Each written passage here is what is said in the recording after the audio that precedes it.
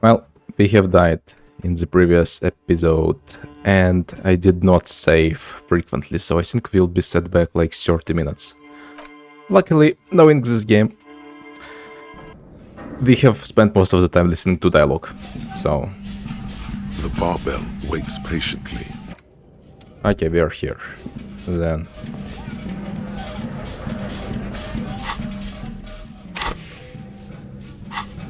Yep.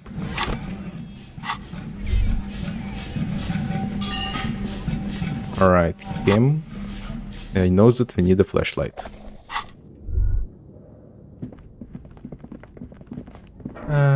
So now we just click on everything. I'm not going to read this because we saw it in the last episode, so I'm just going to quickly run through everything, do everything the same way we did before, and I'm going to quick save a lot more frequently now. We are not going to be save scamming. We are just going to be quick saving. In case I screw things up and die. Because I should not have died back then.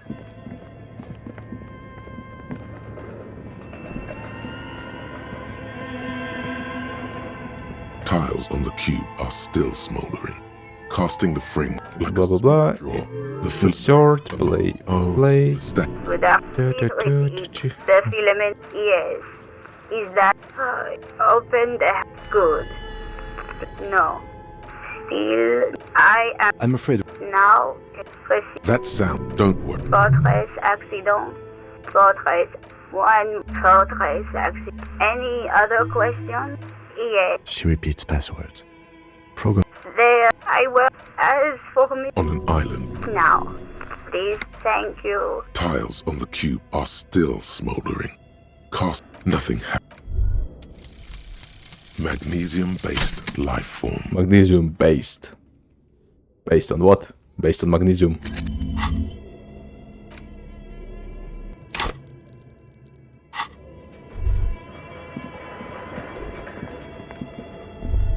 Your flashlights, some of the writing. Alright, we checked that before.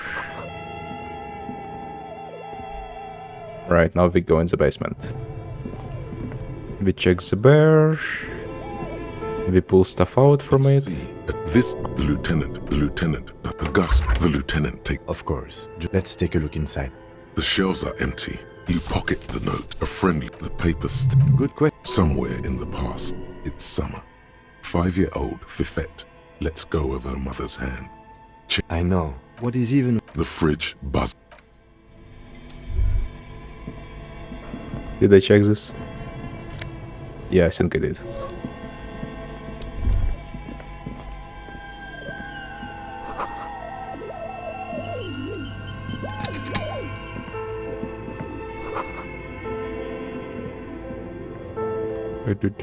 Hidden doorway. Rest rifles. We go into the hall. A few bricks have fallen off. Seems like an old... There is, yes. And there... You do the honors. An old bell... It's yours, officer. What does this mean? Leave.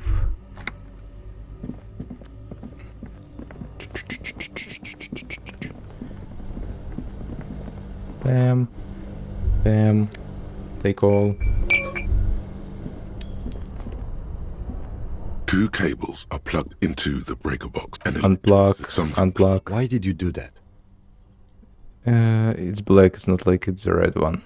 The lieutenant raised. Yep. Press this. Take this. Alright, I think the one thing I didn't do this time is I did not hit the door, which I did before. So let's go quickly hit it so we get to the same health level, so that way we are not safe scamming stuff.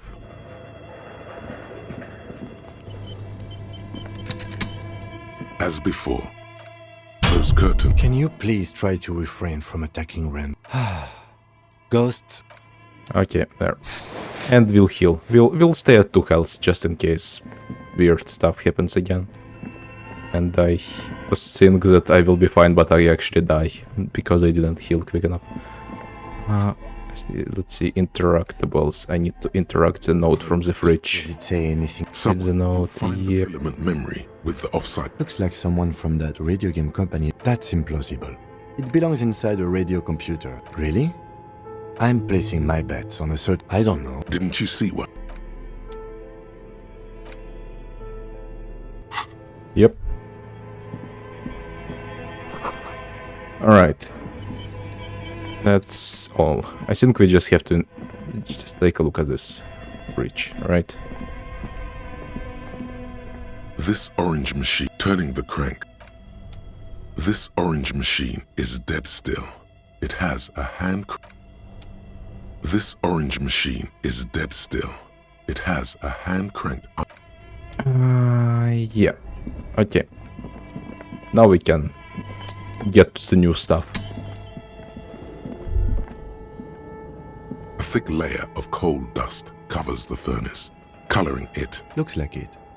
Looks like no one has used it in age. A lush, maybe you could still. It's good to have this dirt on you. It's dark and the echo. What are you doing?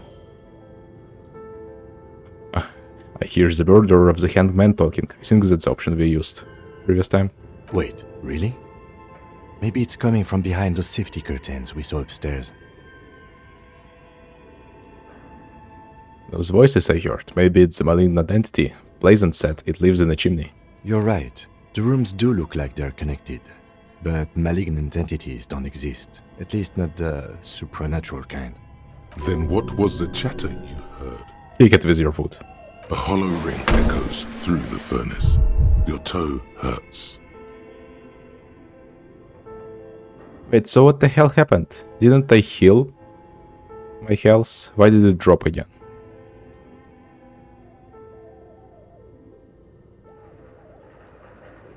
Because I have the anti-object tech force. Attacking physical objects heals damage. Yeah, but it did not hear.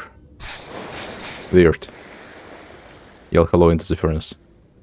+1 kick the furnace.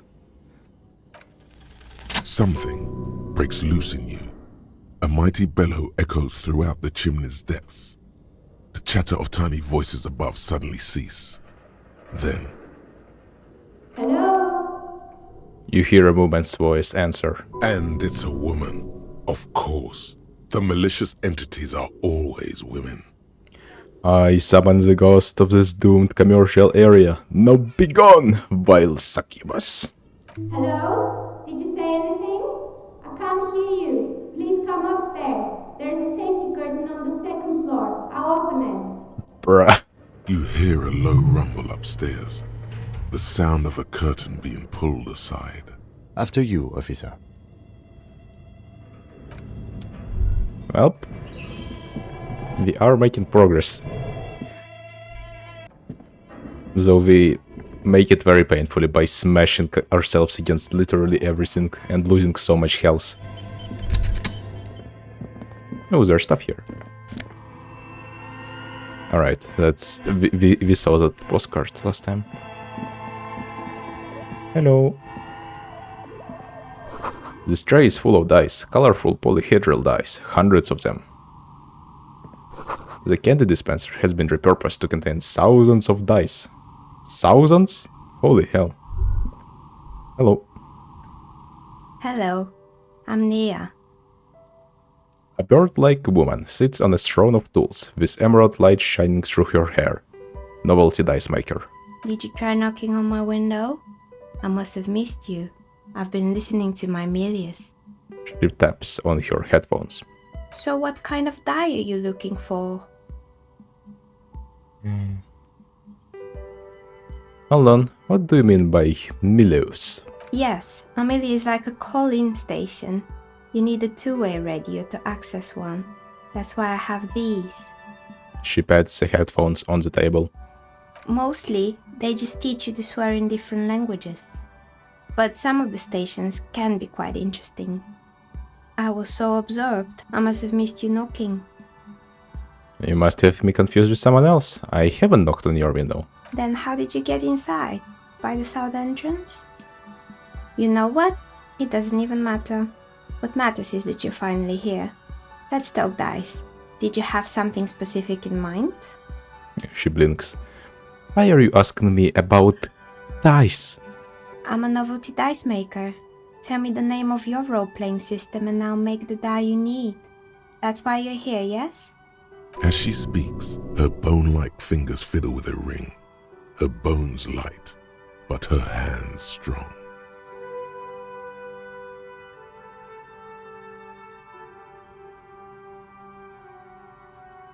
Sure, I like role-playing games, and I need some dice. Very good. My rate is 10 real per set, unless you want something really unusual. Take a look around and see if there's any particular stone you want to use. The walls around here are covered with rows of precious stones and minerals. Okay, I'd like to order a die from you. Can we buy a die for this game? Of course. Tell me what you have in mind. This is what she's here for.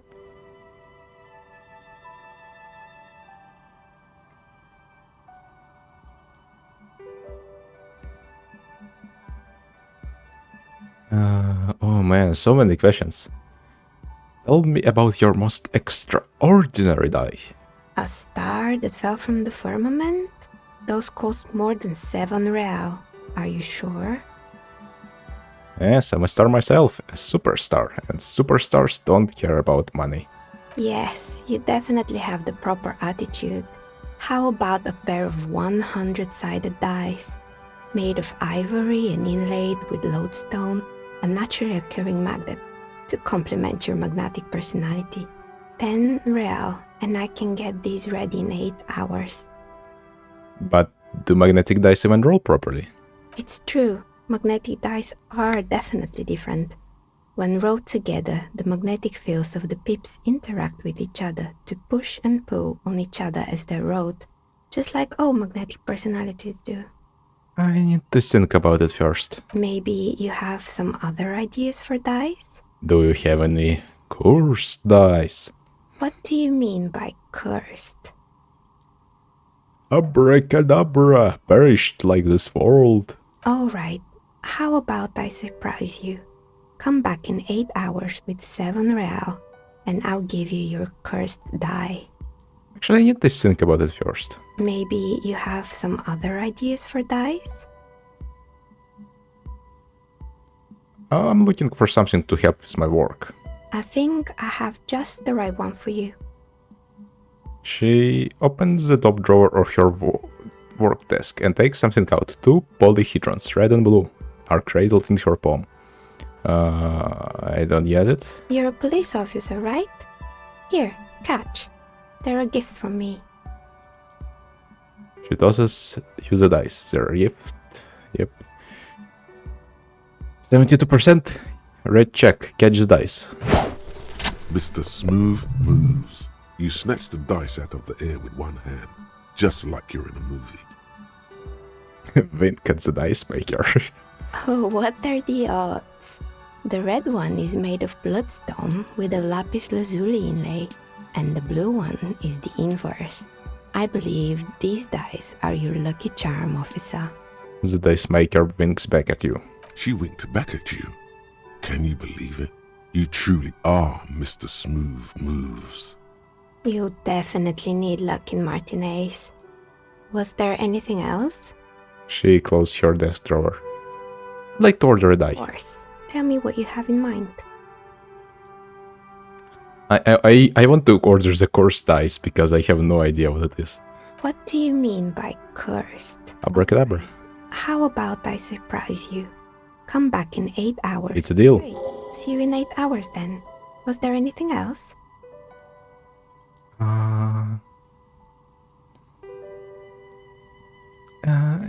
Where are we anyway? What is this place? Look around the room. We're inside the chimney of an old central furnace. It's strange, I know. Oh, we're like inside of it. Like inside. That is weird. There's even a window here. She looks at the ruddy bricks that make up the walls. Even though they've been repainted, there are still signs of coal black soot here and there. But when I arrived here, all the other rooms were taken, so I had to build myself a makeshift home. Besides, I don't really have to pay any rent here, so that's a plus. Yeah, I'd be afraid to live in a chimney. Creative. The lieutenant looks around the spacious room, its ceiling fading into the shadows above. When she arrived here, there was no room anywhere else. She must have known the other businesses. I heard this place is cursed. Did you know that people call it the doomed commercial area? I've heard the stories, but I don't think those stories are true. She nods as the wind howls in the furnace in from the furnace shaft above. But I don't think the stories are true yet.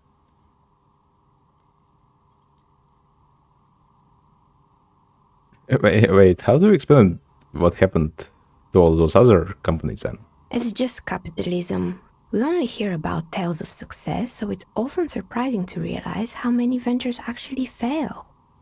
Ladens is the one who sent me. She's convinced that the place is swarming with malicious entities. Energies. Oh my god, I just cannot read today. Plaisance, the bookshop lady? I've heard that her business is doing rather well. Have the energies spared her somehow? The course is just biding its time before it strikes again. Sooner or later, everyone will fail, even her. Oh, right. But it's not just the bookstore that's still up and running. What about the whirling in rags? Some people say it's part of the building complex.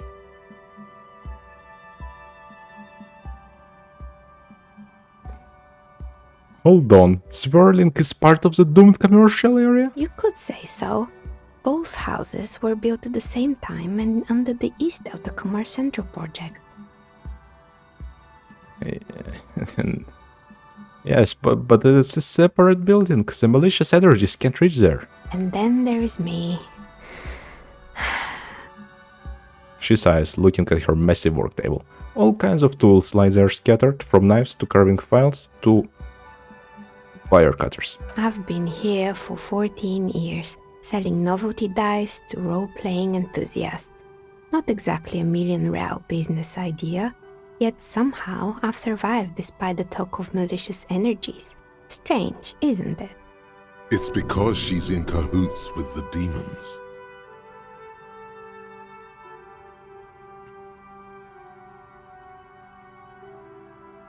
Pleasant thinks it's because you're the source of it, a malignant entity. Malignant entity? What does that even mean? Some kind of sorceress? What about you, officer? Do you think I'm the malignant entity? The dice maker laughs. The jig is up. The she-demon knows you've uncovered her true identity. The she-demon.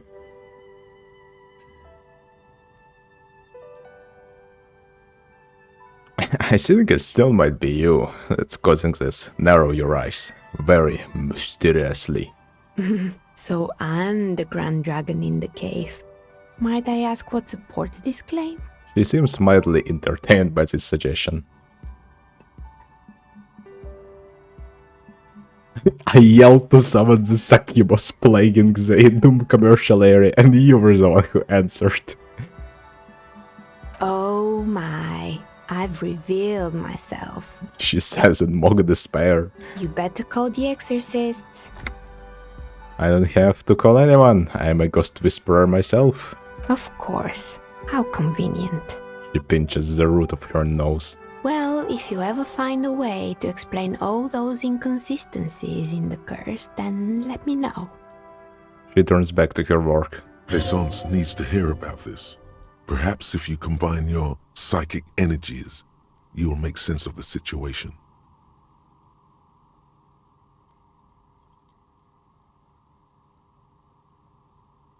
If you combine your psychic energies. Let's see. 42%, why hasn't her business failed? Maybe if I talk with Plaisance some more. Maybe I would need to check this stuff to get more information. Sure, why not? How do you become a dice maker? How did I become one? It was a business decision. I was a regular jeweler at first, but that's an unfocused field with too much competition. She doesn't let it show, but there's anger in there. She doesn't like jewelers. Thinks they're a mob. Some of my friends were role players. They asked me to make some polyhedral dice out of cobalt. That was my first order. I grew it from there. Do you like role-playing games yourself? Not especially. I like working with rare materials and a steady pay. And role players as customers? They're nice people. Do you know what happened to other tenants? Everyone else is gone. More or less. Are you interested in anyone specific? She just the yellow scarf that covers her hair. Rats scuttle in the dark rooms under the abandoned blow dryers and dusty mannequins. Cobwebs cover rotors and radio computers alike. So much failure. Oh my, there's so many questions. There used to be a hair salon here, right? Yes, I think it was called Androgynous Orlando or something similar. They weren't a big hit around here. Turns out that working class men don't like genderless haircuts. They're scared of that word. You wouldn't like it either. The others would laugh at you. Oh, shut up. It's not about the haircut. It's about the confidence. Now that's true.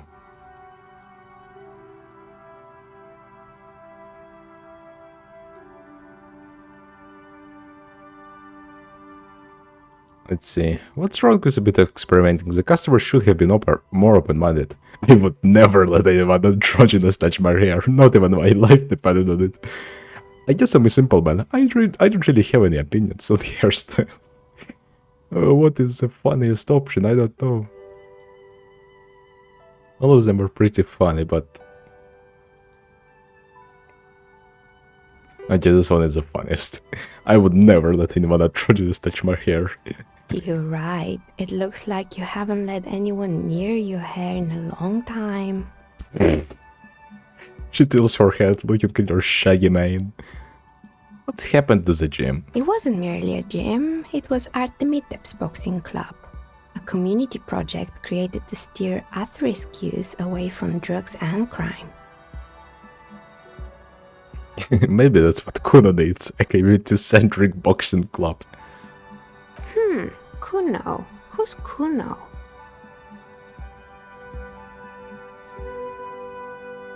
Indeed, who is Kuno? Your guess is as good as mine. He's sort of the king around here. He's the little ginger gremlin who likes to defile dead bodies. Oh, no, it's hard to choose. We'll go with the gremlin option. Oh yes, you mean the kid with the sailor's mouth. Yes, I've heard him yelling profanities in the backyard. He looks out of the window. It's ugly quiet there at the moment. I think it would take more than a gym to help that kid. And who was Artemitep? A kind man, from Zemsk. I heard he had some trouble with the law when he was younger, and that's why he wanted to start the gym, as his way of giving back. Judging from the kids I met so far, it didn't really work out. No, just didn't really work, did it? It didn't. If anything, it made the youth situation in Martinez even worse. At some point, someone started a rumor that the punching bag downstairs was full of amphetamines. Oh, we must investigate. You should have known it. Eventually, the coalition took away the funding and the club went bankrupt. This was a few years ago. It's gotten much more peaceful around the plaza ever since. What's up with the broken windows? Oh, this one's a mess. There used to be a company that promised to repair windows 24 hours a day. What could go wrong with this one, right? Turns out, the business was actually set up as a front for an illicit group that was producing snuff milias. Who would have guessed? Bruh. And they never cleaned up the debris either. Now it's just littering the hallway and I have no idea how to get rid of it on my own. Cool, very cool about the debris, but what's a snuff milieu? It's a Sub Rosa radio station that broadcasts real murders with real victims. Some people pay good money to get off on it. Sub-Rosa radio station. What does she mean to get off on it? Don't worry, the ICP has a separate division that deals exclusively with unlicensed sub-roses. This isn't our problem. The lieutenant turns to you. Good luck with that. It's not easy catching those perpetrators.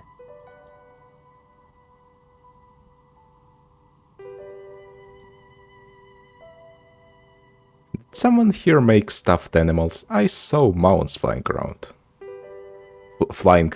I saw mounts lying around. You mean Mr. Fabron, the taxidermist? No, he mostly just did drugs. But what drugs exactly? I need to know what drugs he was doing for my police report. He got high on some weird taxidermy chemicals. I wouldn't recommend it to anyone. Eventually, they caused him to lose control of his bladder. The smell was awful. Oh god. Even you can probably do better than that. Yeah. I found creepy mannequins. There used to be a fashion atelier here, but I have forgotten the head designer's name. They were doing well for a couple of years, until the insect rights activists came.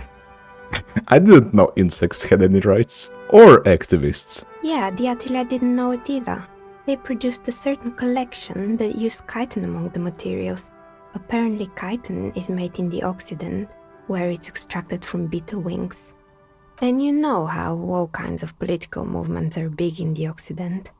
The activists shut down the biggest chitin supplier, which of course caused the price to skyrocket. And, naturally, all the most fashionable tastemakers refused to be seen in chitin from then on.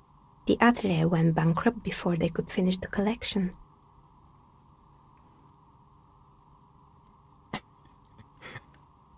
I'm glad that someone took care of the little guys. I like insects, not. But insects don't have any brains or feelings.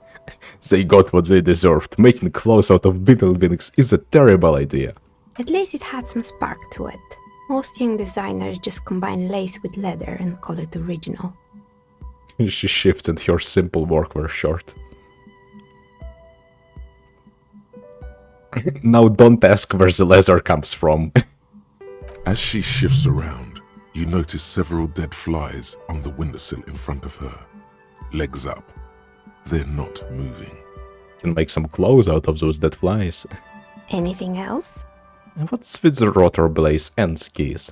They were made by a company called Slipstream.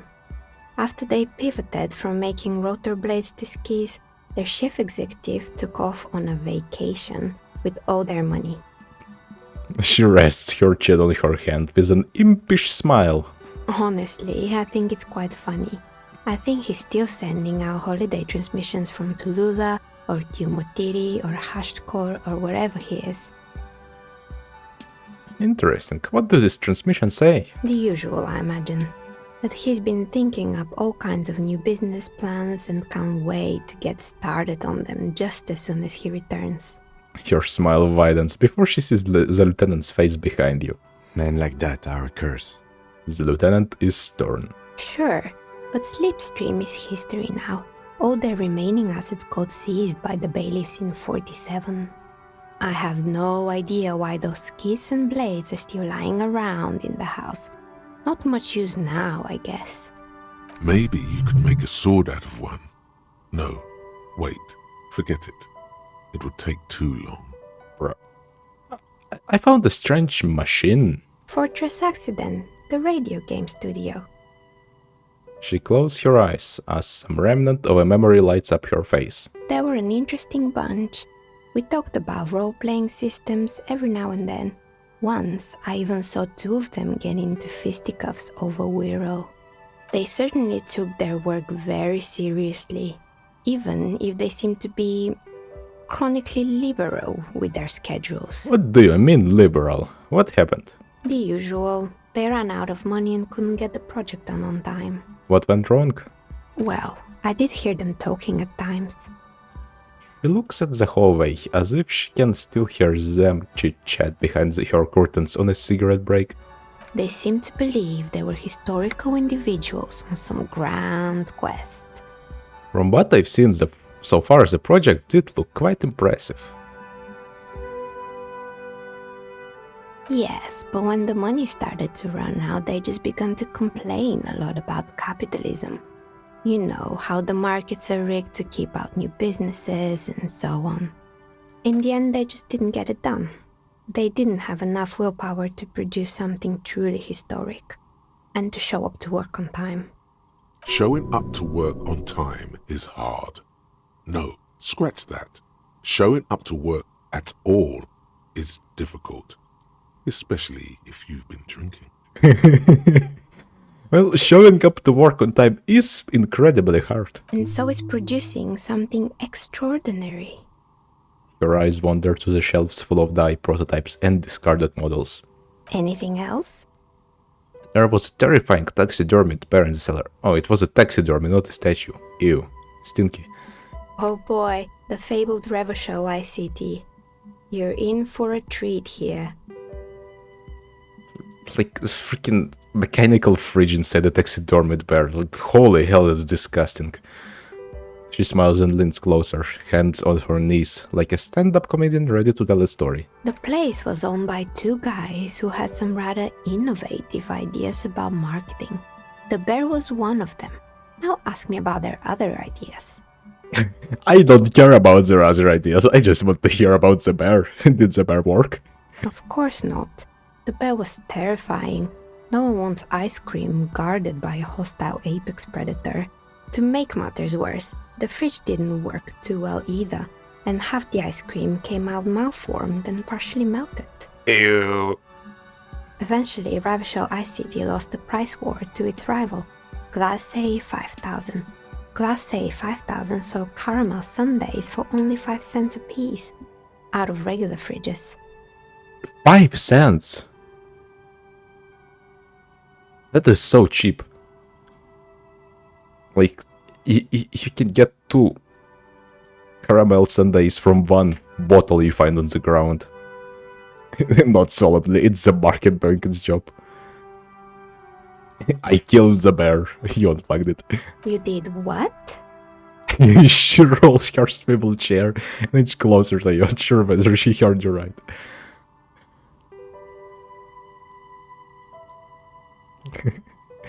I had to kill the bear to become the bear. I murdered it with my own bare hands and laid it to rest. It's my trophy now. Oh, unplug this fridge to help the Revolution Ice City cut their losses.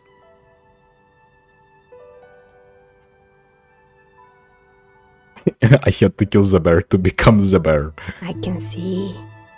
She nods, eyeing you up and down. The taxidermist who made it said it was his vision beast. He said he met his vision beast while high on desiccants. He called it Megatherian. High on desiccants. Scary, but cool. Megatherian. Megatherian, a mega wild beast. What's a mega wild beast? It's an imaginary beast that guides you through life by telling you to do more drugs, mostly. A wise and noble beast, guiding you toward the land where the streets are paved with drugs. I don't do drugs. I do drugs. I got a vision beast myself. I don't have a comment on drugs. Yeah, the vision beast. I have one. Do you? Well, good luck keeping it under control. The dice maker raises an eyebrow. Anyway, now you know the story of the fallen ice cream empire. She seems almost sad finishing the story. Some dust beams swirl in the afternoon air. Your eyes follow it idly. Little sparkling embers under the window. Outside it's light. Light scatters from the low-hanging cloud cover. There's always the threat of snow. Anything else? Another failed business, perhaps? I've been here for a long time. I had other questions. Good. I hope it clarified things a bit. What else? Alright. That was a lot of talking.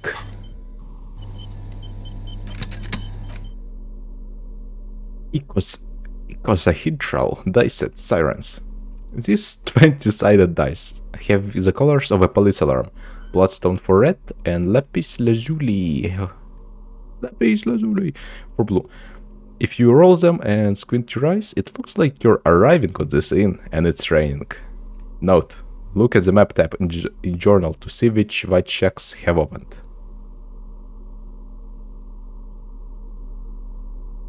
Interesting.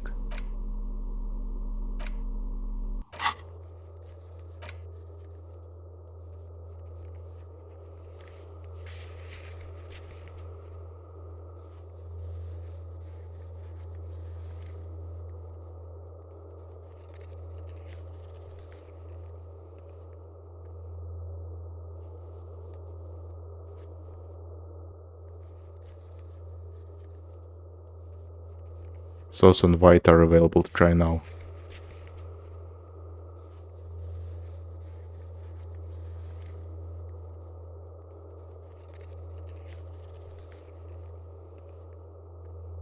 Did some of them open?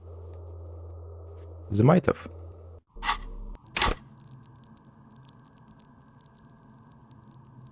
Authority, -1.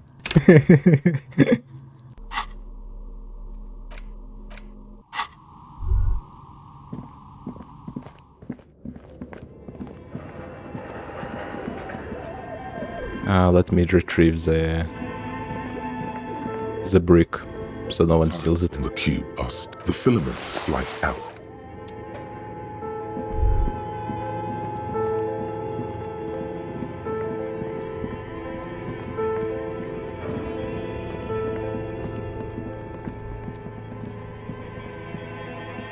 The barbell, wait.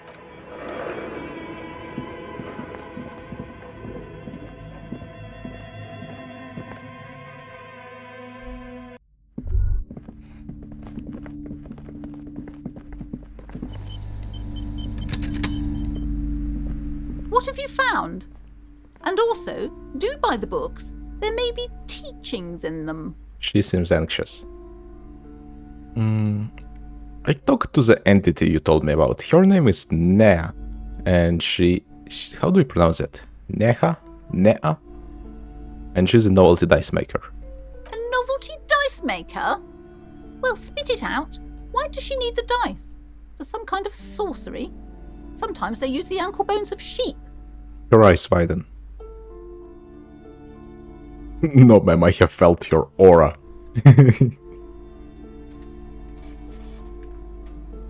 She may be involved, but I don't have a way to question the malignant entity further.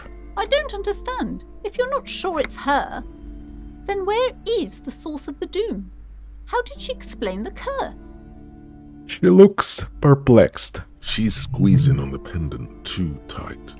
A drop of blood in her palm. Oh my god, so many options. She says there's no curse, because there's too many inconsistencies. She says it's just capitalism, bankruptcy is a quirk of our economic system. Lie. The source is in the taxidermist's shop. He became involved in arts darker than taxidermy and brought the void spirits down upon this place.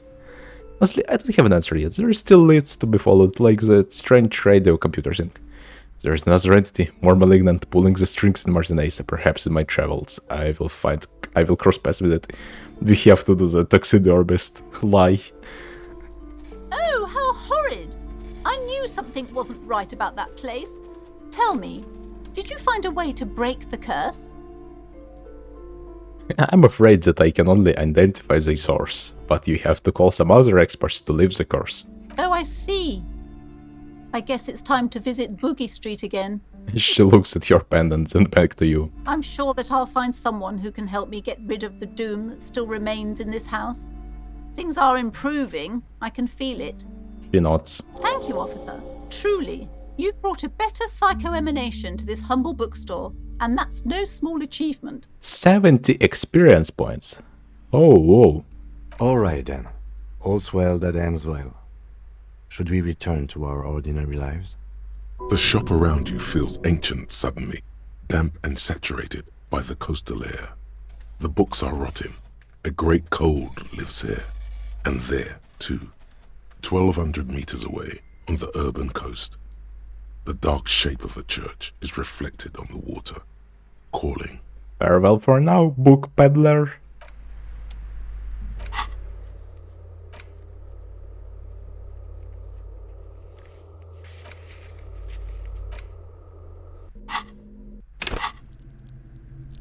We have 2 skill points. We can invest in stuff.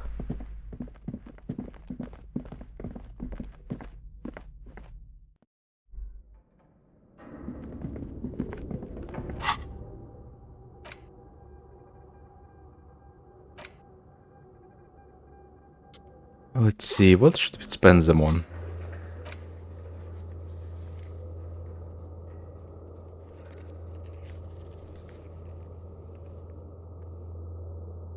Ice cream maker, physical instrument.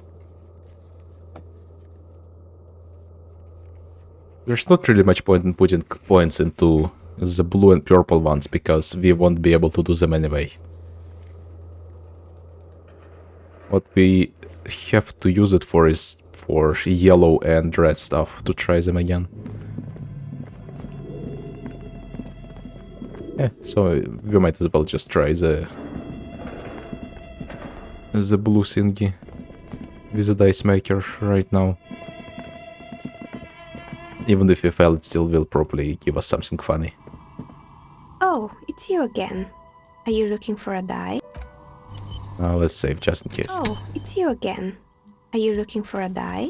A gust of cold success. sweeps through the chimney. The stones and minerals on the shelves rattle as though agitated. For a moment, it almost feels as though you're outside the building, exposed to the atmosphere. Oh, this was shivers anyway. It was one of the good categories we have. I think the curse is real and I figured out why it has spared you. This is just a theory, but hear me out. I think I know why your business hasn't failed. The curse is real. Yeah. Didn't we already talk about this? She asks as the wind continues to seep in through the cracks in the old chimney. It's because you're not in the same building as others. This isn't technically the doomed commercial area. What are you talking about? My address is exactly the same. Rue de Saint-Guilain 10. She says, shaking her head. No, the old coal plant that used to be here was subsumed into the new venture. Its ruins swallowed up. Yet it has a different address in the heart of the city. The old coal plant. Oh, so this is why there's such a big pipe. Now, this used to be a coal plant. Touch the safety curtains. You're in a chimney of another building. Okay, that explains it. Why the chimney is so big. This doesn't make any sense. She looks around the makeshift nest that she has carved out for herself, bewildered. Are you saying my business was spared because of a technicality? Where is this coming from? I'm just using logic. It's windy in here. You probably haven't properly sealed the chimney crown, point above. Let's just say I have my own methods, unusual methods. It has a different address in the heart of the city. Yeah, the unusual methods. And what? Does it mean that I'm safe from failure? Rest assured, no psychic attacks will reach you here. She starts laughing, her fingers trying to rub away the exhaustion from her face. What? Do you know what this is? She raises her hand to reveal a piece of metal shining on her index finger. Your lucky charm. Some kind of award? It's a mourning ring. I made this when my first company failed. It was a small jewelry shop right here in the East Delta Commerce Center, built with the little I inherited from my parents. I drove it into the ground within a year. I didn't have what you would call a viable business plan. See, the curse is real. I bet you didn't try this little jewelry shop from the protective depths of this chimney. No, you're right. I didn't. She laughs again, but it sounds rather small and sad. It wasn't just a jewelry shop either. I always thought that it was just the world that you were supposed to try again and again until you finally succeed. And now you're telling me what? That it was all because I didn't run my little shops and ventures from a dump inside an abandoned chimney? She closes her eyes.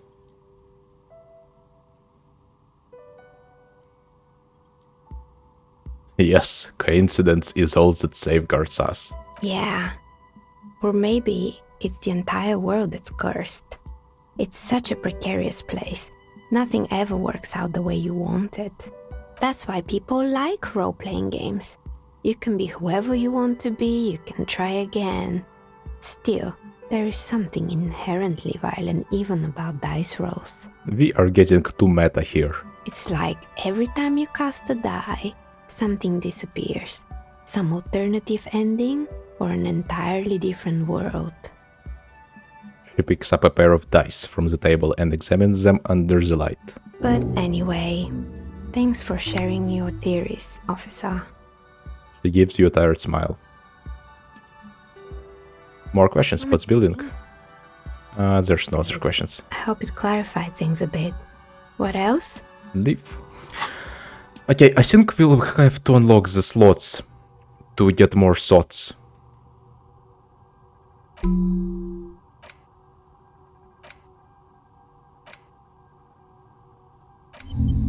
Because that is interesting. That is unique. Okay, what is a precarious world, say? Seems like the point of this game is victory. The absence of defeat on all fronts. Victory is in business ventures and creative undertakings. Victory in love and over other people. Political victory. Ideological victory. Hell, even sexual victory. Definitely a lot of object-based victories too. Having things and not losing them. One problem though. Not a lot of victors inside. Everyone's mostly losing. Why is that? And how do you not lose? Temporary research bonus, all red checks fail. Okay, what the hell? All red checks fail.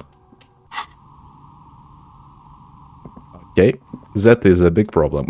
We have to be careful.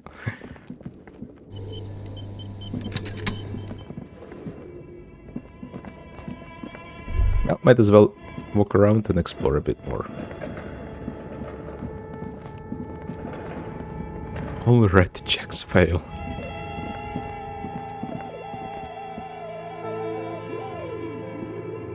Oh, right, I have to press the door here.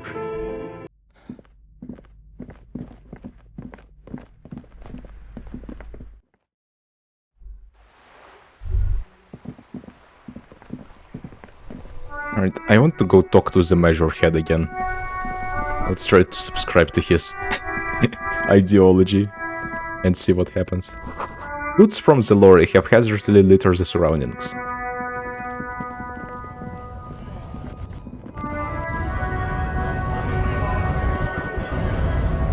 I think something will happen if I keep pressing on these little green dots everywhere. Like there might be a thought related to that, if I'm not mistaken. Alright, hello. Your race descent has temporarily halted, but you will fall again. Know anything about this mug? Show him the mug. He does not so much as glance at the object. Is this your kind of thing? Stop showing me your pathetic cup. I have no interest in it. Does he strike you as the kind of man who puts mugs into trash? Subscribe to his advanced theory. +1. Down with it. Ask what kind of races there are first. Classification is core to this stuff. Major Head, I am new to this world. Help me understand its races. I need to know what kind of different races are there. Do you? The lieutenant looks at you. On second thought, I don't relinquish the opportunity to learn advanced race theory. Whisper, this is for the sync. The lieutenant looks toward the harbor's electronic door, and then to you. He lets out an audible sigh. The funny thing is that we already opened it. You are obviously a liberal, say right? A polyculturalist. I can see it from your love of microtechnology and your sartorial choices. Do not deny your friend the truth you have denied yourself. Sartorial, I need a refresher on what word means. Relating to tailoring, clothes, or style of dress. Okay. Or drip. There are 3 categories of race. Type A, the heroic races. Type B, the servile races. And the vile CF race cauldron of pederasty. Which one do you need education on? The vile CF race cauldron of pederasty, please. I knew you would go straight for the vile cauldron. Everyone does. You need to first learn about Type A and B to appreciate the depravity of the chimeric races. He does not look surprised. Yeah, I mean, otherwise, it just won't make any sense. The woman twirls her hair. Yes, it would seem nonsensical. Just unhook him. I knew you. Yeah. Yes, it would seem nonsensical. Okay, tip B. Type B are the unheroic races, amorphous non-competitors of the great race. The Koikos and the Vacholier, they are mud-colored people. Mud-colored? To an untrained eye, the Koiko appear white and pinkish, like a ham sandwich. But look into their eyes and you will see. They are of an indistinct muddy color, and so is their skin. Unhealthy, sweaty, and ashen. He squints, full of sage wisdom. Pinkness is a racial quality that has to be earned through centuries of advanced ballistic warfare and cultural domination that the Grad people have undergone for drinking alcohol and smoking the degenerate tobacco herb and for eating potato. Potato.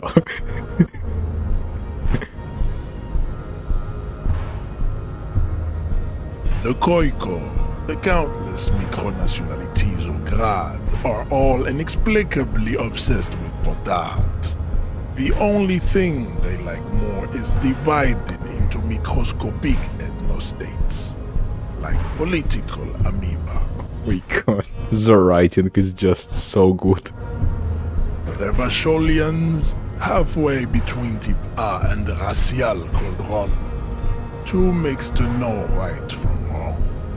You tried your degenerate little revolution, which was the single greatest failure committed by humans in our 82,000-year history on this planet. Tipei? No, I will ask about the race cauldron again. You need to know both Types A and B to understand the context for the reckless genetic abandonment in the philo cauldron. Yeah, you have to have context, you know. The young woman puts a piece of chewing gum in her mouth. The dialogue is different. Those are the Simones, the Areopagite, and the Occidentals, excluding the Maun, of course. The Maun are riddled with eczema to the point where they find it impossible to smile. They are all lactose intolerant, a common result of inbreeding. I asked about the Tipei. A receding genetic pool has led the Maun on reprehensible street parades. In Maun cities like Stadskanal and Vredefort, wearing wooden clogs on their feet and little green tassels on their hats. Wait, who exactly are the Maun? You know them by the names of their nation-states. The Oranese, the Gotwaldians, and the Königsteiners. My people simply call them Maun. The Maun are proof that you can have too much Occidental racial purity and tassel-centric culture. Inbreeding has led to a lactose-intolerant subrace whom no one can take seriously. Colorful tassels are, let's be honest, not a good sartorial choice for this century. You might want to avoid wooden clogs too. Okay, got it. Who are Taipei then, in your view? The Vespertines and Messenians of Vesper and Messina, the ancient meteorans of Meteo by the golden Pisantic Sea, the Suren of Sur-la-Clé, and even the North Königsteiners, all have type A race propensities.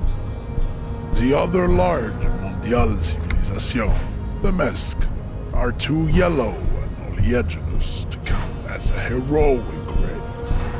True, they are violent and expansionist, but they have a glandular problem. He draws his finger across his face. Overproduction of sebum. Sebum is leaking into their brains, making them listen to El Mariachi music and eat toxic minced meat-based food, which in turn only produces more sebum. And who are the Simonese and Areopagites in this?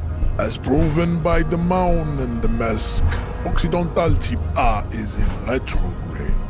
The Simonese and the Areopagites are on the ascent. And the Simonese are? The indigenous people of this, the Insulindian archipelago. The Simonese inhabit the southern islands. I am Simonese, from the stock of Ulmuir on Ile de Fantôme. He gestures towards the south, across the ocean. And the Areopagites? The Areopagites are the master race of the Ile Maran deserts. The Simonese are descendants of the Areopagites. We came here during a heroic migration from Ile Maran to Ansuland, thousands of years before the lactose-intolerant Marne-Reten Occidentals discovered this place. Ooh. What's the difference between the Simonese and the Areopagites? Continue receiving wisdom. The Areopagites are sleek, long-headed. The Simonese are powerful, mesomorphic. The former is an immutable progenitor, unchanged since the Super Isola of Pericarnassus. Ancient brains rest in their slender skulls. He falls silent, contemplating the beauty and the mystery. The latter is perfected and adapting. Together they form the Simeno-Areopagite or Simeopagite super race. That is all. There are no more type A races in the world. The Cauldron. The vile CF Cauldron. Types CF are a museum of failed chimeric experiments and tragic maladaptations. They are tortured creatures waiting to be put to sleep. Your morbid interest in them worries me. Chimeric experiments. Lesser races like the Mosquito, a grotesque mixture of a Mesk woman and a Simonese man. Only possible if the mother is Mesk and the father Simonese. The other way around, they fail to produce offspring. The Mosquito is born sterile, like a donkey. All they have left is to ride customized motor carriages with hydraulic suspension, listening to aggressive El Mariachi music to vent their impotent despair. Oh my god. He looks so astrally.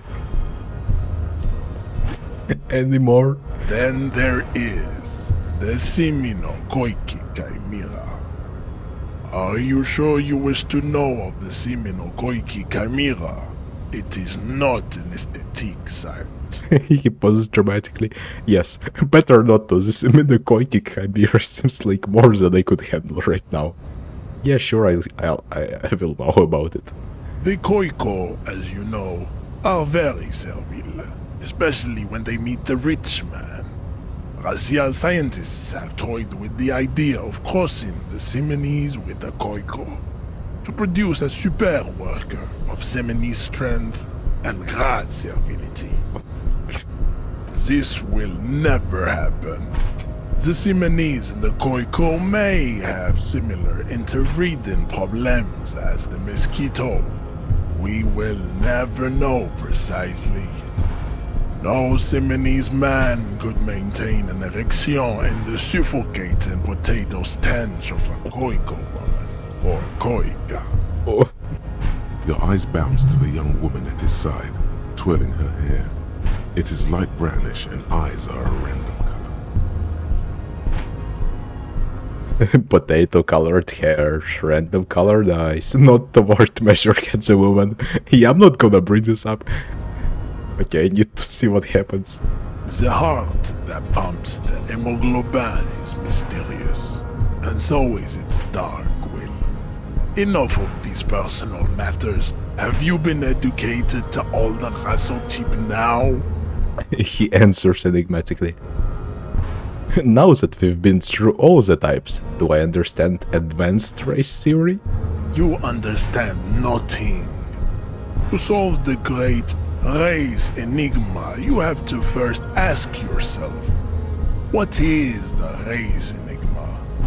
You have not even worded the mystery, let alone solved it. How do I word the mystery? Accept. You need to internalize what you have heard here today, then return to me. This clarity does not come instantly. Let's discuss something else. I cannot possibly imagine what else we have to discuss, Tibere Vasholian. Your love for disco music and venereal disease? Let's go over that funky race classification again. What are those tattoos of yours supposed to mean?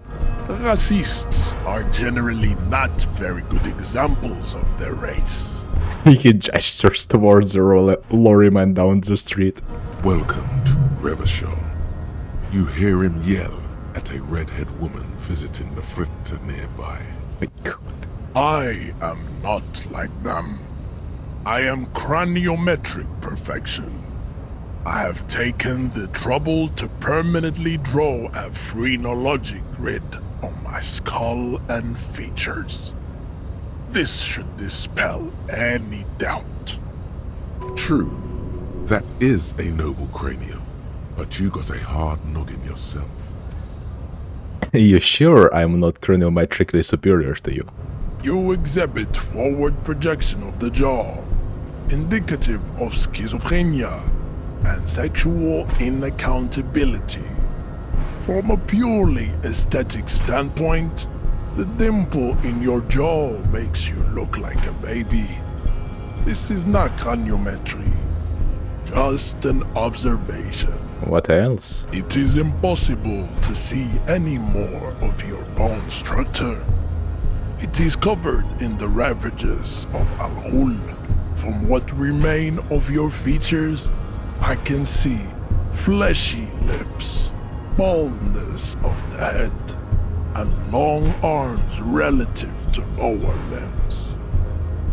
This leads me to conclude you are not a police officer. You are a common criminal, an offspring of murderers and sailors from Sur-la-Clé and Vesper, and possibly even the degenerate sheep herders of Ubi. Interesting. So one of my ancestors was Sur-la-Clef and the other Vesper. Your racial heritage is uninteresting. It is the same as all Revacholians. Your parents and their parents made the decision to reproduce while under the influence of Al-Ghul. That is the only reason you are here. He's right there. It's almost impossible to get it on unless you're both drunk. It's too scary when people are sober. It's too scary. You serve the Union, don't you? Aren't they white? Don't be vulgar. White or not has got little to do with this. The race enigma runs much deeper than that. He turns his eyes towards the harbor, seemingly bored with you.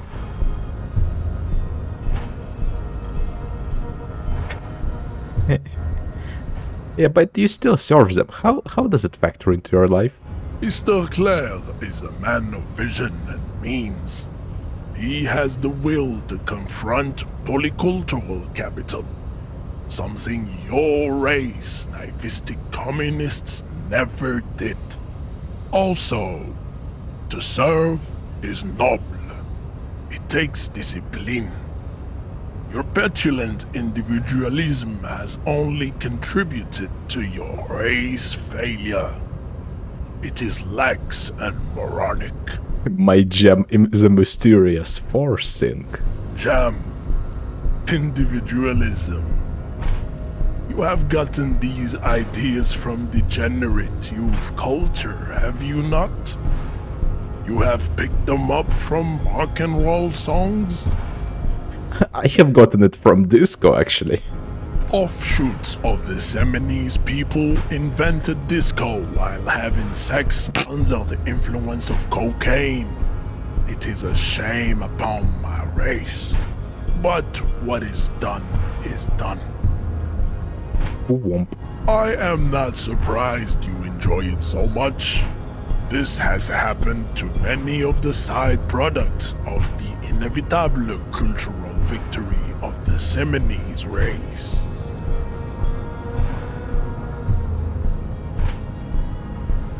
Okay, I'll ask, who are the Seminoles? The South Island race, haplogroup A4A. We are the rightful masters of the Insulindian archipelago.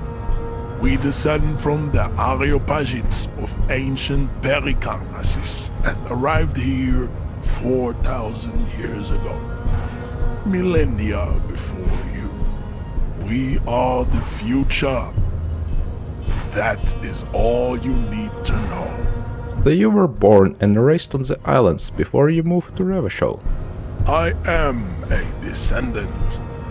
The narrow streets of Ulembuir are with me in my genetic dreams. I see young Seminoles women walk into the grey mass on Ile de Fantôme, waiting on immaculate conception from the pale. What?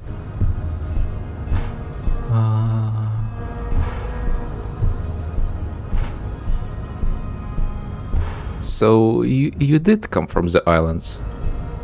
No. I have heard about it on the radio. So you're not really Seminoles, you're just from Revachol. I'm from Couronne. And no, it is not just in Revachol. The city is central to the Seminoles strategy. Spreading through its trade networks, our culture will dominate the world. He changes tactics. You have heard enough about our phylogenetic secrets for today. You have extinction to come to terms with, and never getting into the harbor. Bruh, I already did. Kim, what do you think about this? I think this racist is better than the last, but the next racist will be the really good one.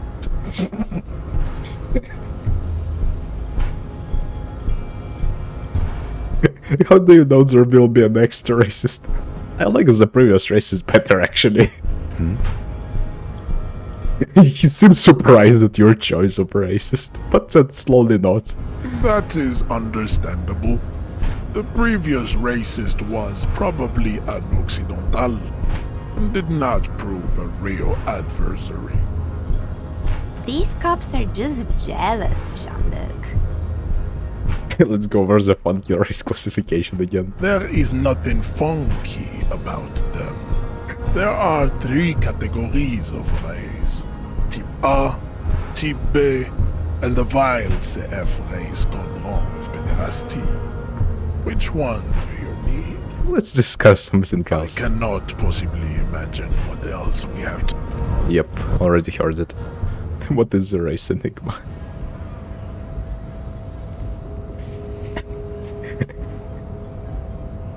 Put the advanced race theory idea into a free internalizing slot in your head. If there are no free slots, free one up.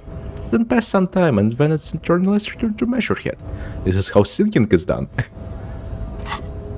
Yeah, we need more points. We need more points. More points, more points.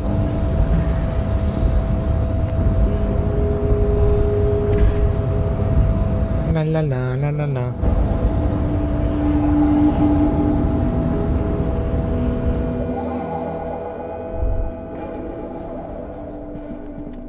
On second glance, someone has forgotten to properly close one of the drawers.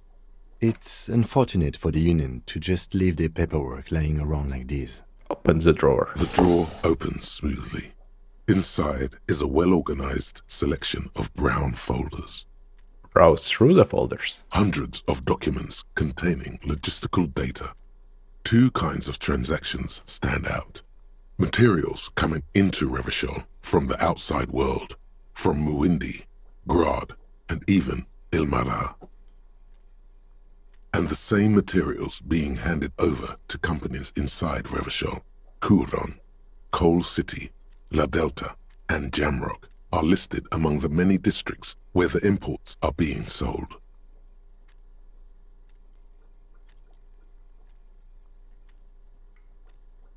Yep. Sorry, I got a bit distracted. The curse of having multiple monitors. Got anything interesting? It's hard to make sense of this thicket of company names, dates, quantities, and percentages. You try to focus, but the lines are getting blurry. Volition. Force yourself to go through the folders. 42% chance. Look how Damn blurry it. all the lines on these papers are. How unwieldy your own willpower is to yourself. You're like an absurdist Samaran monk, focusing through not focusing.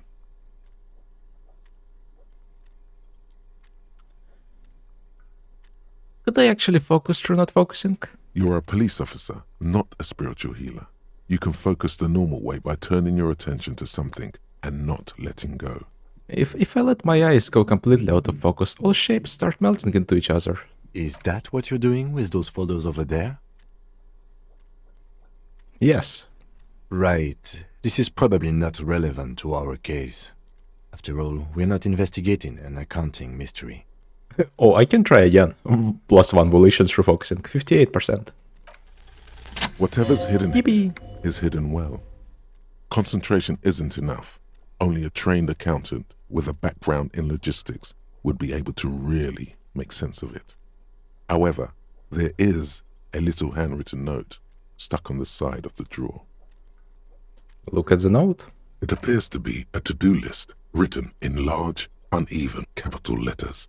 Remember, Leo, Everard's shoes, special whirling borscht, water Everard's plants, sweep office floor, more banners.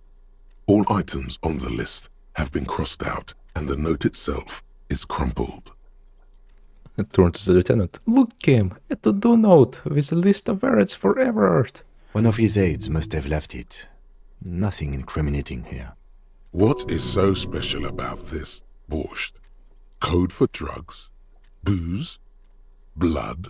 Take another look at the note. Remember, Leo, Everard's shoes, special whirling borscht, water Everard's plants, sweep office floor, more banners. Any secret codes?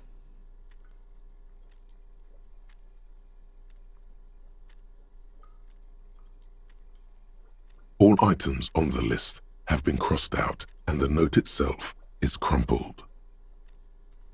I'll take a screenshot just in case. Everard's shoes. Special urine borscht. Water plants. Sweep office floors. More banners.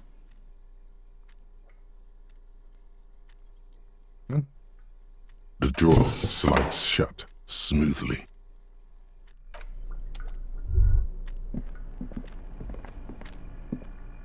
The already familiar cold touch of plastic welcomes you as you pick up the handset. Might as well call. Alright, I have to first save, just in case. The machine swallows your coin and seems to be waiting for your next move. Interfacing formidable certain. Let your muscle memory dial a random number. Your fingers run over the dial pad.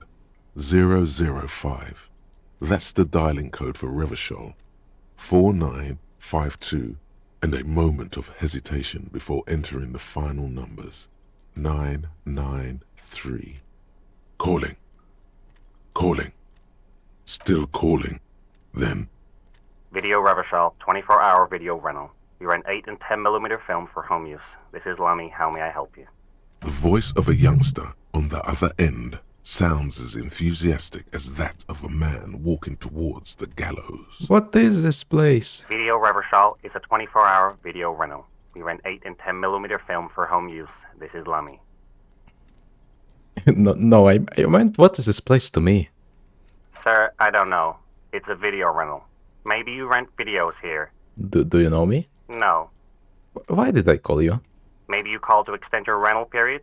Do you need to extend your rental period? Maybe, but I don't even know my name. If you need any further assistance, you can visit us on the corner of Voyager and Main. I can't help you over the phone.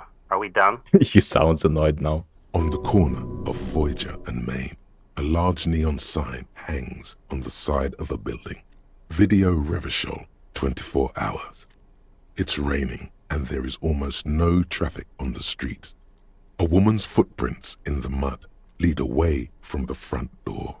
Tiny heels tiptoeing down the road. Beautiful steps, light-footed with a lifetime ahead of them. You look up and the air seems to grow darker. The call is terminated by the other party. You're left with the discomforting sound of the disconnect tone. Beep. The payphone hangs mutely on the wall. There isn't much more to do here. Oh, womp. Let's go talk with Everard. He's a fun guy.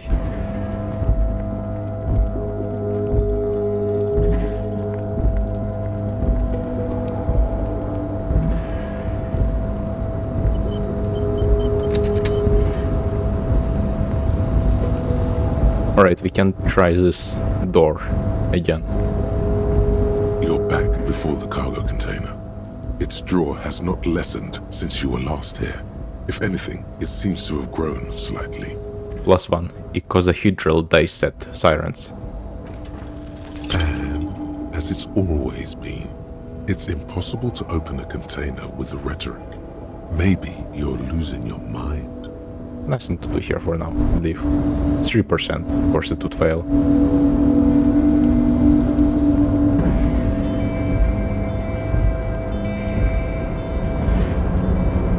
You're still here. Well, let's go inside.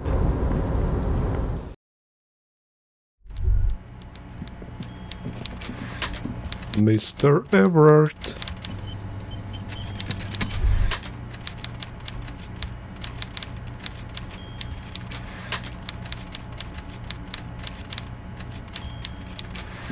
Mr. Dubois, a pleasure as always. You don't have to sit down this time, since you've already sat on that chair. Aren't you going to ask me how I got in? Am I going to ask? Hell, Harry. You spin-kicked my strongest man in the face. I saw it from my window. Would you ask a man like that how he got into your container yard? I understand. I am a terrifying death machine. Don't worry, Harry. Between you and me, I'm not a huge fan of his race thing, but the Union did not get where we are today by frowning on eccentricity. Anyway, I assure you, I am a very well-informed man. Information reaches me before I even get the chance to request it. You called me Mr. Dubois. Why? Of course. Let us dispatch with the formalities. You call me Everard, I call you Harry. So that's really my name. My God, so it's true. I didn't want to believe it, but you are a fantastic science fiction amnesiac cop, aren't you? What are the odds of that? He shrugs with an amazed expression. I think the odds of that are very low. He looks at you. My memory is fine, I'm just testing you. So good to hear that, Harry. Apparently my sources were wrong. However, if you did have a spot of memory trouble, I could help you out. With my big fat folder. He pats the brown folder in front of him. It's just a brown folder. You can't make out what's written on it. Are you trying to tell me you've gotten hold of some of our documents? The lieutenant inspects Everard over his spectacles. Mr. Kitsuragi, would you mind? Me and Harry are talking about his lost identity right now. Let's get this straight. What is my full name? It's Harry. Harry Dubois. Wait, I thought you are Harry Dubois. No, I'm really not. You are Harry. I don't really like it. Don't be silly, Harry. Harry Dubois, that's a real man's name. A union man's. He smiles broadly. The lieutenant covers his face and sighs audibly. Mr. Kitsuragi doesn't seem even slightly empathetic to your memory loss, Harry. I, however, wish to help you any way I can. He frowns at the lieutenant. Do you know where I live? But of course, Harry. Your precinct is the 41st and you live in Jamrock. You're a Jamrock boy. A long way from home, but that's okay. Do you know anything about my family? Do I have a wife or kids or... Family? Harry, you're not a family man. There's not one peep of family in here. Unless you think you're a family man. Do you strike yourself as a family man, Harry? I think I do. I'd be a wonderful father. Well, yes. I'm sure you're going to make one little boy or a girl very happy and proud one day, Harry. He looks around, uninterested. What kind of cop does it say I am? It says... Oh yes. Very interesting. It says you're more like a mad prophet than a cop. Always rambling about the end of the world. I'm sure these stories are exaggerated. He looks in the folder. Exaggerated, Everett. The time is now. We are looking at a catastrophic global loss of life. Of course, Harry. Sin, blood, death, catastrophic loss of life. All those things. And that's why you and I must be prepared. So let's talk about how we can help each other. He nods along.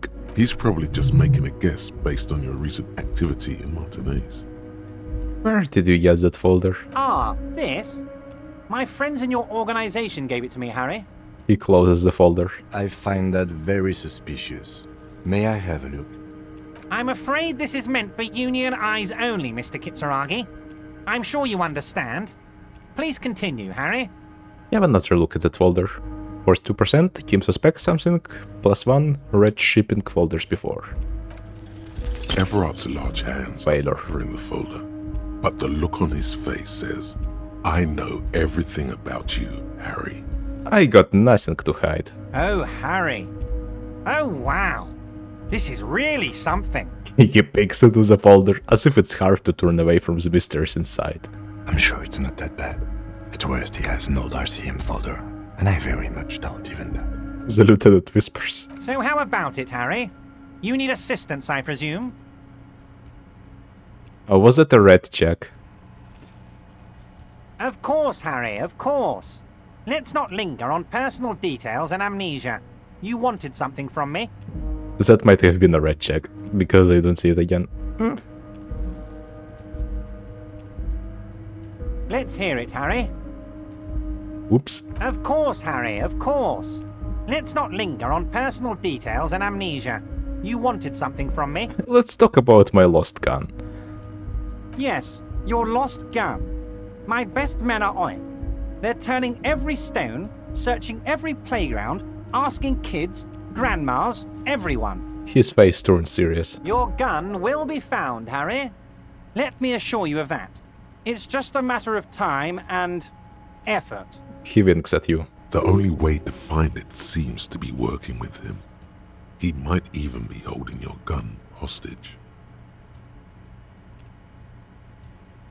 I will not be blackmailed with this gun business. Harry, I was only trying to be tactful. A lost gun is a dangerous thing. I can't have it around in my neighborhood. Kids could be playing gun roulette with it as we speak. Teenage gangs could be arming themselves. Get a hold of yourself, Harry. Gun roulette. I assure you, we are working on locating the missing sidearm as well. Excellent, Mr. Kitsuragi. That's excellent news. Looks like we have a friendly gun-finding competition on our hands. He claps his hands together. What's in the container that's outside your office? My dear Harry, there are literally millions of containers in this harbor. I couldn't possibly remember what's in all of them. There's something special about it. It was attached to the Kvalsut crane. Harry, you smooth-talking son of a bitch. Time is a precious resource, and I don't have enough of it to count containers with you. He says with the fondest of smiles. Smooth talking. Maybe that's the way to go about opening the container. You should at least try convincing it. I wanna talk about the hanging. I don't. I met Joyce, the company representative. Oh, that's very nice. I haven't gotten around to her yet. I'm very, very busy, you see. I hope you're getting along. He adjusts a button on his sleeve. One thing I want to make very clear, Harry, is that this is not some kind of union versus corporation situation. Everyone is just pals here. Just pals. We're all trying to do what's best for Martinez. Don't feel like you can't cooperate with her because you and I are such good friends and I'm helping you find your lost gun. I'm not a jealous guy. His smile widens. Why haven't you let her in to see you? If she actually wants to see me, she will find a way. Any good negotiator would. And I just don't have anything to discuss with a bad negotiator. He doesn't want to see her. It's as simple as that. Okay, let's talk about something else. Of course, Harry. Let me just assure you one more time. It's perfectly okay to share anything we discuss here with this Joyce. This is a completely transparent organization. I have no interest in what she is doing, but I myself have nothing to hide. Your business is your business, and I respect your privacy. Just remember, none of this is secret. He makes an all-encompassing gesture. Tell her about all of it. My brother's picture, my singing swordfish clock. Tell her how overweight I am and how I'm helping you find your lost gun. Tell her about everything. Everett doesn't mind. He looks around. This is weird. Not nice weird, but okay. Bert, I'm going to leave now, but we might talk again later. See you soon, Debardeur. Just kidding, but not too much. The big man raises his hand in farewell. I like how he finger guns you when you leave. Tremble. The time is now. Taola. What? What? What time? Time for the show. For Taola. The hallowed time of fear and disintegration. A countdown has begun. All will collapse on itself. The world will disappear into a single grain of blackness. All sound will be muted. All life will scream. Hola, what's that? Ulogu theolos, xino zausin, ipoli osidien, echondes fronisin. I'm pulling out my translator. Let's see.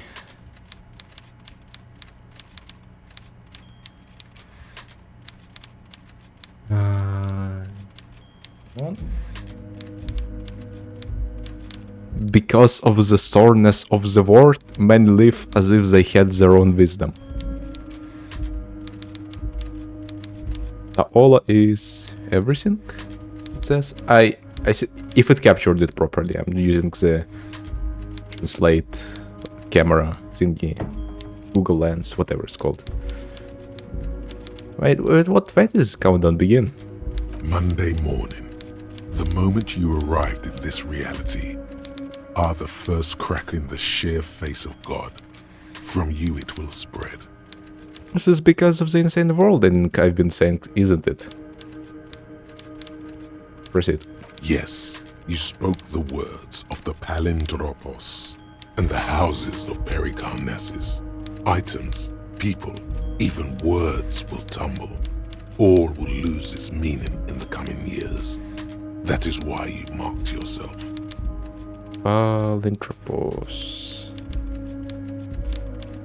It doesn't really translate it.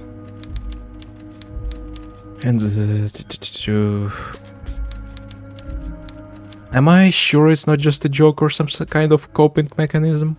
It's totally also a coping mechanism.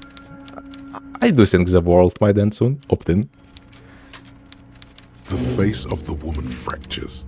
There will be herd killing. We all become vapor. Man, I have so many thoughts to think about. I need more XP.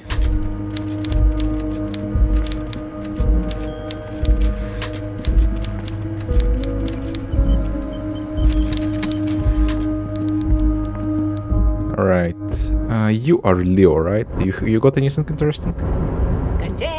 Container, I'll turn. Yeah.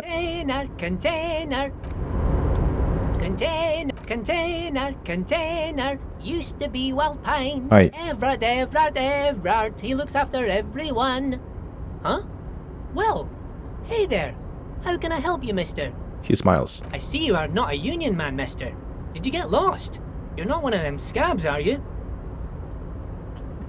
Actually, I am, yes. I even said so to my nana. I mean, I don't personally mind. Folks is just folks, you know, and folks gotta eat. He doesn't seem to be waiting for you to answer. Just some of the other guys don't look too kindly on the scabbing kind, if you know what I mean, mister.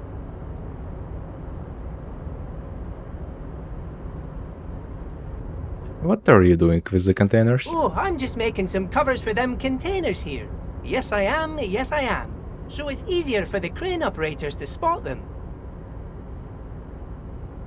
He waves the container towering behind him. Oh, it's a red check. Logic -1. I might as well fail it. What's going on here? Everything is so pretty and red. You and Leo look like brothers as you glance around with similar childlike wonder. Wow, red is so much prettier than drabble green. Sure is, mister. Sure is. Really livens up the place. Yes, it does. Yes, it does.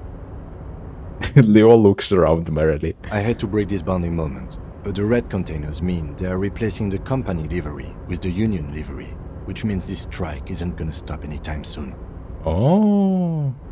Where is everyone? The harbor is empty. Oh, most of the guys are down at the gates, keeping the scabs from coming in. He leans in with a confidential look. We're on a strike. The whole union is. You don't have to work when you're on strike. Ha! We haven't worked for 2 months now. 2 months. So no one is working? Not everyone is down there, of course. Mr. Everard is in his office, where he always is. And Jean-Luc is guarding the gate. He chuckles, he pauses to think. But Titus and his boys got into some drunken trouble and Everard sent them on a nice vacation. For a week or so. He stops, but seems eager to tell you more.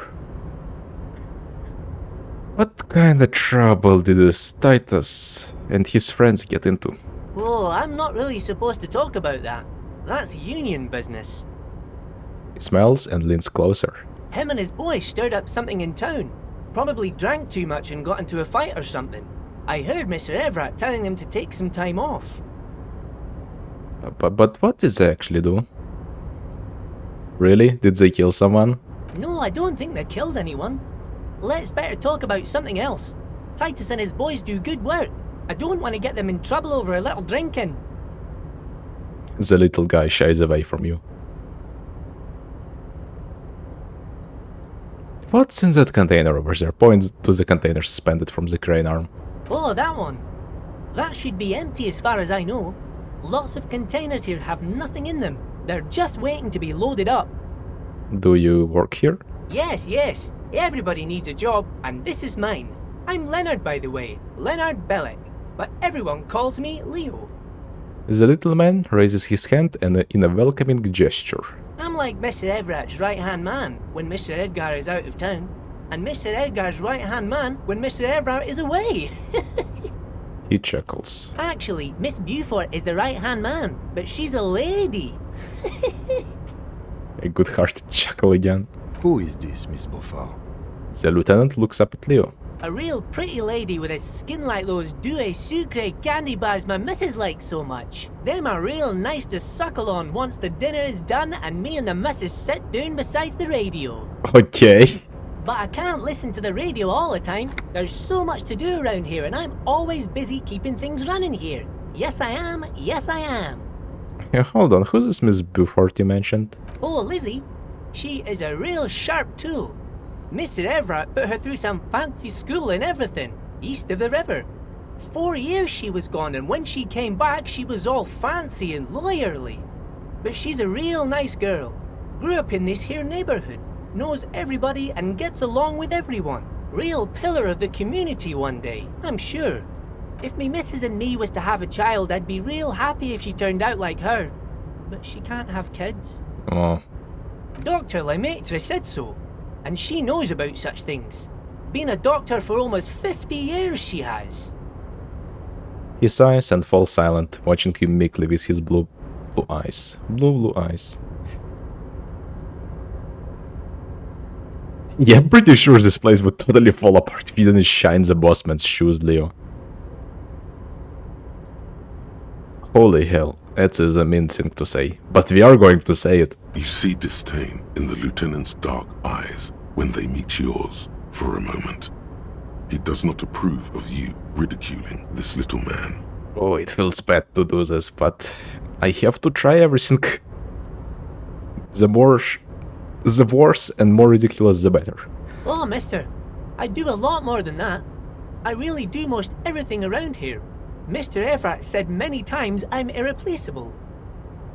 He's still smiling, but his voice trembles ever so slightly. Are you the Leo who wrote the note to make more banners?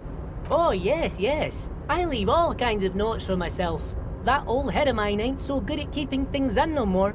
I almost forgot about the borscht. What was that about the borscht? Oh, yes. I've been taking special whirling borscht to the men every day since the strike started. The little guy chuckles merrily. It's very, very good. Makes a man feel so warm and happy. I feel like I could take on Mr. Renadan's boar dogs every time the lunch is done. He shakes his head with a wide smile. Power borscht, huh?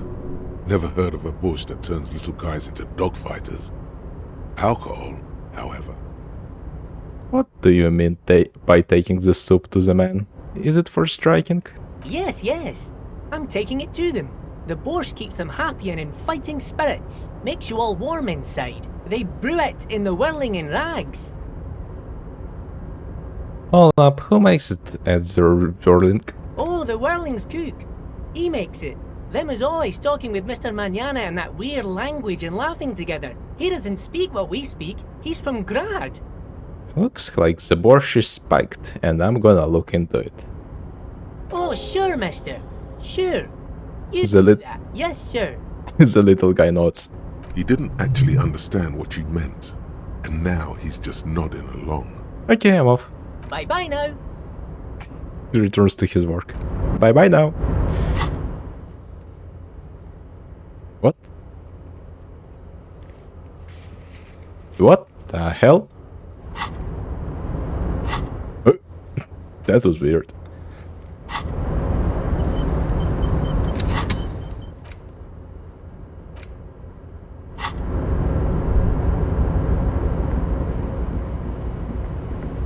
I wonder if I can try... Oh, money.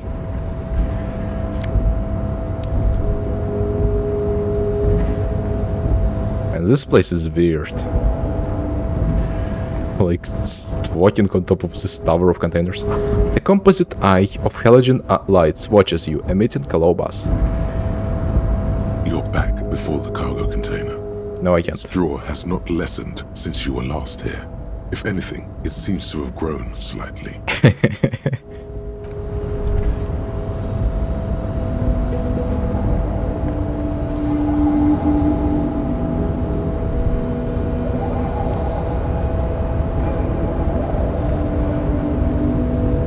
A rusting control panel with several knobs.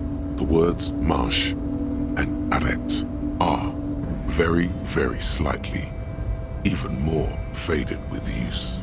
Yes, arrête. The crane does not return to its original position. It does not move at all. Less marsh. No screech of metal when you push the button this time. Only silence as the crane remains in its state of dormancy.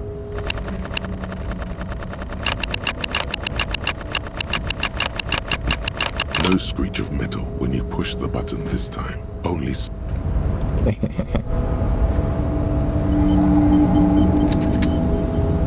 Let's talk with Kim. Oop, oop, oop, oop, oop, what is happening? Yes? Tell me about the case. What do you want to know? Would you say this is a mysterious case? No, it's not a particularly mysterious case. Why not? The deceased is a security guard for a corporation involved in a labor dispute. It doesn't take a DeLorean polymath to put the pieces together. I just don't see the case getting more mysterious than that. I was thinking something otherworldly might be involved, something supernatural. I can assure nothing like that will happen. Do you know why not? Are you sure? I think something is already happening. No, something isn't happening, because it's not part of reality. He makes a precise hand gesture. The gesture resembles an orchestra conductor bringing the choir to a full stop. There's something the lieutenant isn't seeing. The universe is too irrational, too morally complex. You should convince him. You're from different precincts. Why are we on the same case? I'm afraid you and I are pawns in a pissing competition. He considers the phrasing. What do you mean? You don't know? I assumed you were in on it. His eyes narrow. You know what I'm on.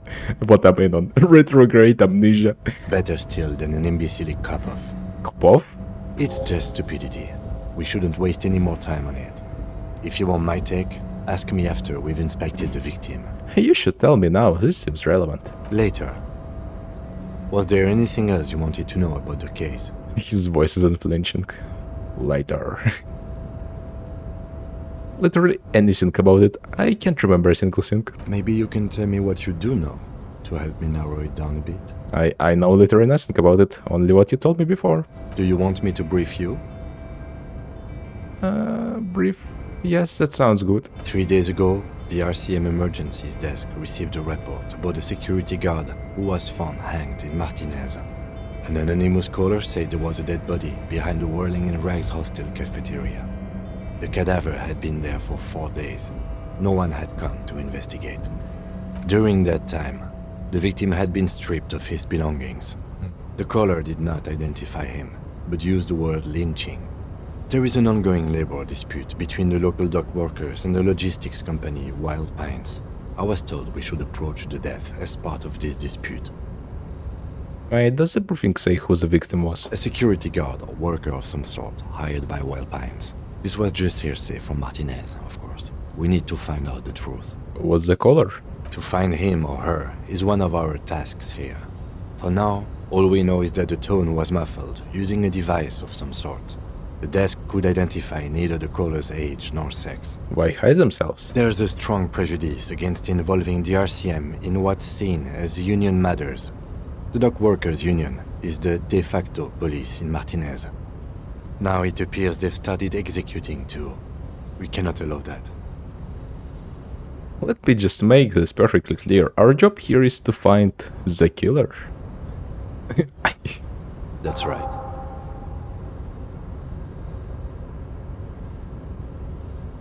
Actually, I have all I need for now. Good. Inland Empire Heroic 15. 3% chance. Convinced him there's a 6 sexy dark mystery twist in the case. Only banal things strike you. At the core, you're a very banal person with a very small soul. One you should be ashamed of. Oh. It's no wonder the soft one doesn't want it back. It was right to abandon you. What the hell? What the hell, man? What the hell? I think he should know that I can't remember anything. No response. He just arches his brow. I really don't remember anything. There was drinking involved. Have you tried concentrating on something other than your personal affairs? So what should I concentrate on? What's wrong with personal affairs? Not a fan. It's just the nature of lieutenancy. What should I concentrate on? Try work, the case at hand. It can work miracles. But I'm completely lacking basic information about even this organization we're in. Can you help me? Fine. We should get through this day first. Off hours begin at 9 p.m. If you're still having trouble then, I can give you an orientation. I'm afraid this is a medical situation. Move on. Really? You look fine to me. The lieutenant gives you a look. Do you look, oh my god, sorrow, as if performing trash? I'm talking deep neurological damage here. This psychodrama is unbecoming of an officer. It's not psychological, some sort of major brain damage has occurred on an unprecedented scale. Then you should consider seeking medical attention. You can use the radio in my kinema to call your station's Lazareth. Was there anything else you wanted? I want to talk about you. Me? Yes, you. I don't see how my life is pertinent to the investigation. It will work better today's year if you have more report. Come on, Lieutenant, open up a little. You're right, what's there to know about the lame binocular? Binocular? Is that how they do things over at the 41st? No wonder your clearance rate is so low. I want to talk about you. Me? Yes, you. I don't see how my life is pertinent. Come on, open up a little. If you insist. What do you want to know? You're wearing glasses. That's correct. That makes him a binoclard. Completely uncopped material, if you say so yourself. I didn't know they let binoculars become cops. I'm not gonna call him a binocular. No, we're going to be mean. I'm sorry. I can assure you, Detective, that I've passed all the required physical exams within the last year. Can you say the same? The lieutenant's face turns a ruddy shade. You may not remember taking any little tests, but you're strong as a goddamn ox. Anyone can see that. Flex your bicep, check it. I was made to crack skulls and solve cases. Just because your precinct has a reputation for cracking skulls doesn't mean that's the only way to solve a case. Was there anything else? You don't look like other people around here. That's because I'm half Seolite, or quarter. My father's father was from Seoul. So was my grandmother, but from my mother's side. It's not an interesting topic. He shakes his head. What is Seoul? It's a part of the world, officer. A geopolitical entity and a geographic division. I told you it wouldn't be interesting. You're only making it sound uninteresting. I still want to know more about Seoul. You're barking up the wrong tree. I don't speak a word of Seolite. I've never met either one of my grandparents, and I've never been to Seoul. I'm a regular Revacholier. He seems almost proud of these things. Tell me a secret about yourself. No. The lieutenant narrows a single eyebrow. Ask again. Your brain sends the signal to your lips, but they refuse the order. Something is paralyzing them. You're pretty sure it has something to do with the lieutenant's eyebrow. Oh no, he has mocked us. It's like you're locked down. What's happening to me? Something the matter, detective? What's going on? It's like you're a puppet in his hands. Authority, legendary. Give up, there's nothing you can do. The lieutenant relaxes his eyebrow, and you seem to regain control of yourself. Do you ever talk with yourself? What do you mean?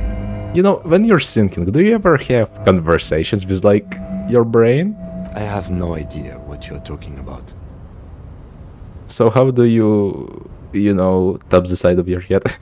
So you're saying your brain never just chimes in with advice or warnings or anything? I can't say that it does, no. When I need to think, I just use my notebook. The lieutenant produces his small blue notebook and idly thumbs through a few pages. You're super lucid, yet psychedelic. You don't need office supplies to connect to your nervous system. You're special. That's all for now. Conclude. Good. Let's change the subject.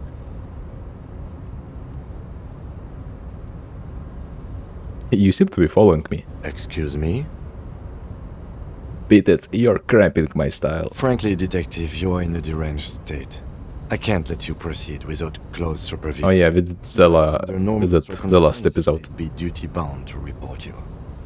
Take it as a token of good faith between our precincts that I haven't done so.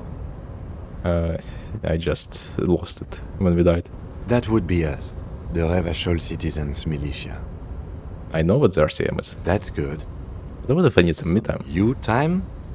This is a police investigation, not a Jumite. It's important not to let one style interfere with their work. Yep.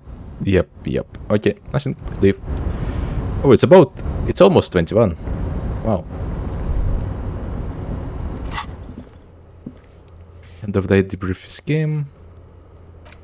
There's so many things to do.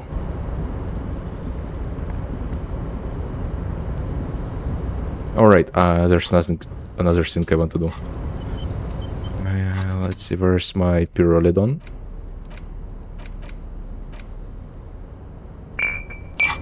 Let's go. Whoa. In your hand, Pyrrolidon, the double rainbow of synthetic hallucinogens, rare and gritty, a product of the age of atomic power. Atomic power? Too scary. Look, it's a little pack of liquid. What a funny little cap. Don't let the scary medical warnings throw you off. It's an inadequate antidote to radiation poisoning, but a potent antidote to boredom. Wait, radiation poisoning sounds scary. It's not gonna give you radiation poisoning, stupid. Pyrrolidon is a perfect match for a badass junkie cop who's looking for a little heat. Open the cap. The container is warm to the touch. Or is that just the anticipation? You screw the lid open and look. A little slit on the side lets you just slurp it up. Like an oyster. Come on, slurp it. Wait, what? Kim see me slurp it? What is he? Your mother? Is Kim your au pair? Slurp it. Slurp the morsel of danger joy. Slurp it aggressively. You suck a manly dose of the extremely chemical smelling liquid into your mouth. There, it seeps into your tongue. When you swallow, it's already almost all gone. Tastes like a kiss. It tastes like many things, all melted into one conflagration in the back of your throat. As you look around, the world slowly exists as it did before. Only now, gentle flames lick at its edges, as though it were a photo burning. Oh god, on fire. Not really. It's just a metaphor. The effect of that otherworldly drop of liquid is slower, more subtle than that of real flames, yet just as warm. This warmth, it makes you want to share your discovery with Kim. Discovery? Will I be able to stand straight and walk? It's going to be so useful in my line of work. Kim, I just did a drop of that anti-radiation drug. It's great. I'm happy for you. He answers. His glasses turn golden as the fire reflects off the lenses. You feel this man is your brother. Just don't mix it with anything, he thinks, looking you over. Thankfully, his sense of balance seems okay. Whatever, I'm not getting involved. Wow, Kim's badass. Or he's had a druggie partner. Whoa, that's probably it. He's seen it before. Damn, these guys are all coming out. Look at all these guys go off like fireworks as information pours into you. That's what I'm saying. About the lieutenant's simple remark. I'm happy for you. This stuff is great. That's what I'm saying. Will I be able to stand straight and walk? Why not? This government-developed substance seems very non-intrusive. You could even operate heavy machinery. Fire machinery. Nice. Please don't actually operate any fire machines. Fire machines. This is going to be so useful in my line of work. Finish thought. Already you can tell you're going to be slurping a lot more Pyrrolidon. This stuff is going to give you insight into that little flickering light hidden in all human beings.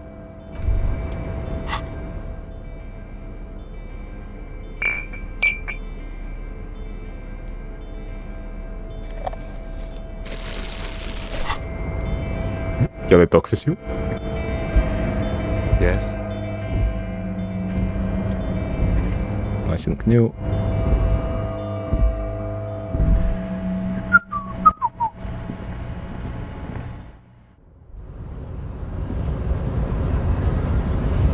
Anything new from the racist mountain? The unpromising race pupil returns. Race pupil. Anything from the racist truck driver? Racist truck pilot? Or lorry driver? Where are you at? Where are you at? Huh? Oh, Arette. Hello, compatriot. You have something to discuss? Hey, oh yeah, I think that I did that, but it was lost to our desk yesterday. I found this magazine trash. Show to the man. Yours? Oh man, that's great. Look at that guy go. Haven't seen anything that funny in a while. He stares at the yellow man Max and suddenly he explodes. God damn. Is it yours? Thanks for that, but no, it's He, not mine. he wipes the tears from his eyes. Oh yeah, and we can get smokes. I salute you, compatriot. Defenders of the evening lands have to stick together. Light up, brother. Ward off those jungle spirits. He takes out a pack rolled up inside his sleeve. Whoa, jackpot. Racist jackpot. Racist jackpot. Level up, and let's unlock another sword in the sword cabinet. The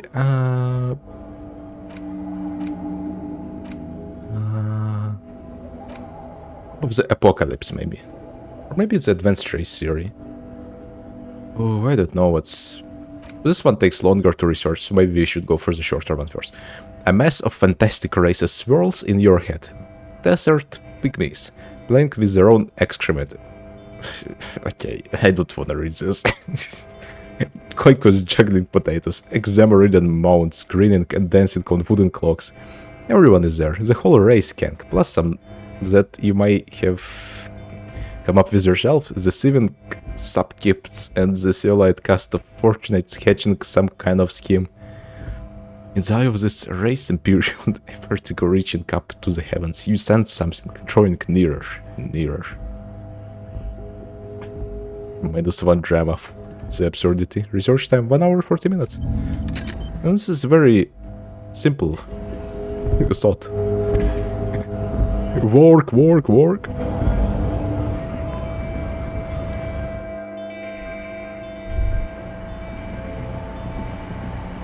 The tear machines. No. You need tear to use the tear machine. Right, we don't have any bottles left in our bag.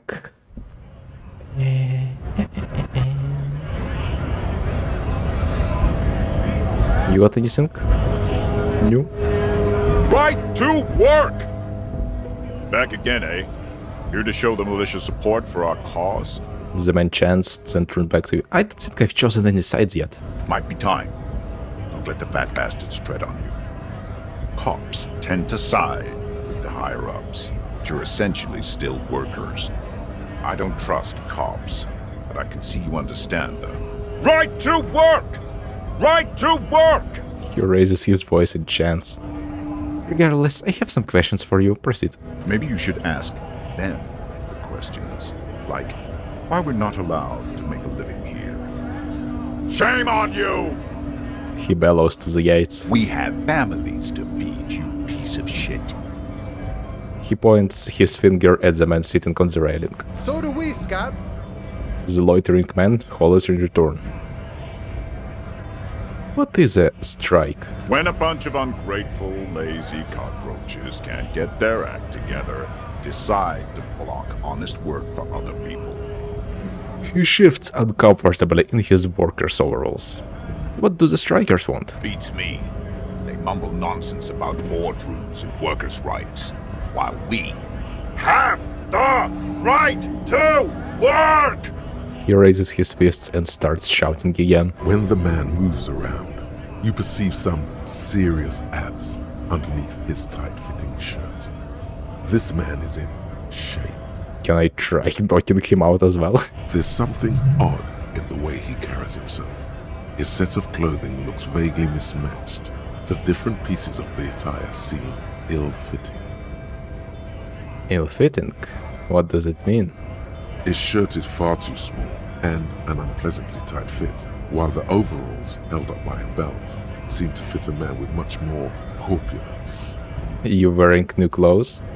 He ignores your question, choosing instead to turn to the emaciated workers, raising both fists in the air. The clothes are obviously not his. Huh. Who are all these strike breakers? Look around. Honest men and women with rights to work, to be useful, not toys for corporate interests. The man runs hands through his steadily graying military haircut. We came here to help the harbor run smoothly in time of crisis. If union fucks don't want work, they ought to let in those who do want work. I have a question. Why do all these men follow your leadership? You think they follow because I'm big and loud? No. They follow the rules of the market, the rules of the economy, because they were given a job to do! He starts bellowing. You've been talking to him for quite a while now. Something is off with this guy. Ask him where he's from. Okay, I gotta ask, where exactly are you from? What's it to you? Deep-set suspicion drips from every syllable. I thought you looked real familiar for a second there. No, don't think we've met before. I came to help out the people. His eyes narrow with mistrust. Already got that. I'm interested in your background. We're all workers, right? Workers stick together. Came from the eminent domain, in Jamrock. Backgrounds in odd jobs, heavy lifting, cargo hauling, bouncer work. I know the drill. A monstrous shadow high above the fire traps of the domain. The 881 motorway running over this district of Jamrock. Concrete pillars rise up from the midst of the dilapidated wooden houses. On the horizon, barely visible, the hazy machinery of the harbor. Shudder and breathe on your hands. Life in the domain is even worse off than in Martinez. The cold air is stiff from the fumes of the motor carriages and lorries roaring overhead. Below, broken down, battered people mill on the dusty streets with no purpose. Yet amongst them, there is no sight of this man. Nowhere. You're not from the domain. Yeah? What makes you say that? No one there knows you. They know me. That's bullshit. Beefyman snorts and spits on the ground.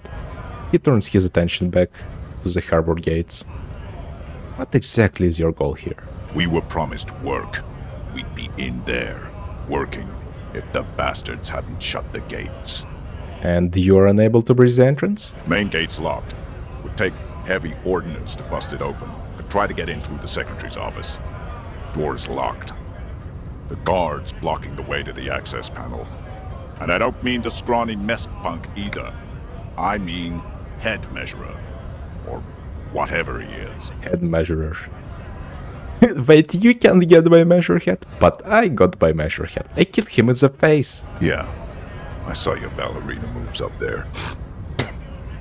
In a real fight, these acrobatics will get you killed faster than a bullet. The man spits out a yellow clot. You caught him off guard. That only happens once. Now he's alert, standing on a narrow bridge, and my men are tired and hungry. Have you considered storming in, like all of you? Why don't you go arrest them instead? I'm sure they've done plenty of criminal shit. They have that look. It would be better for the neighborhood if you went home, at least for now, if you can't get in anyway. No! They will give up eventually. Or get drunk. Leave the button unguarded. Then we charge. The man rubs his jaw, a perfect, lightly bearded square wedge. I'm just gonna leave now? Interessante. Let's talk to you as well, since we are talking to everyone here anyway. Hold on, Wandering Man. How can I help you? He looks at you with soft and hazy eyes. What's the strike about anyway? You know, serious business. I'm sure the big boss will be glad to tell you. You'll have to ask him first. He smiles. He's a chatty guy. Wants to talk about the strike. Return once you've met the union boss and are on a better footing with the organization. I've come to Martinez investigating a murder. Murder, huh? That sounds like a lot of hard work. You'd never see me investigating a murder. It's actually very fun and easy. You're right, it's almost impossible. I'm 91% sure I'll never get told. Whisper, I have no idea what I'm doing. Maybe you want to help me solve it by telling me who did it. It's actually very fun and easy. I don't believe you. Post L'Aventurier said the same thing. They tried to get me to be their postman. So fun, so easy, they said. It's just walking. He shakes his head at the memory. It wasn't. I'm doing much better here at the harbor. Being an honest union man with a lot of free time on his hands. Good talking to you. Go to run.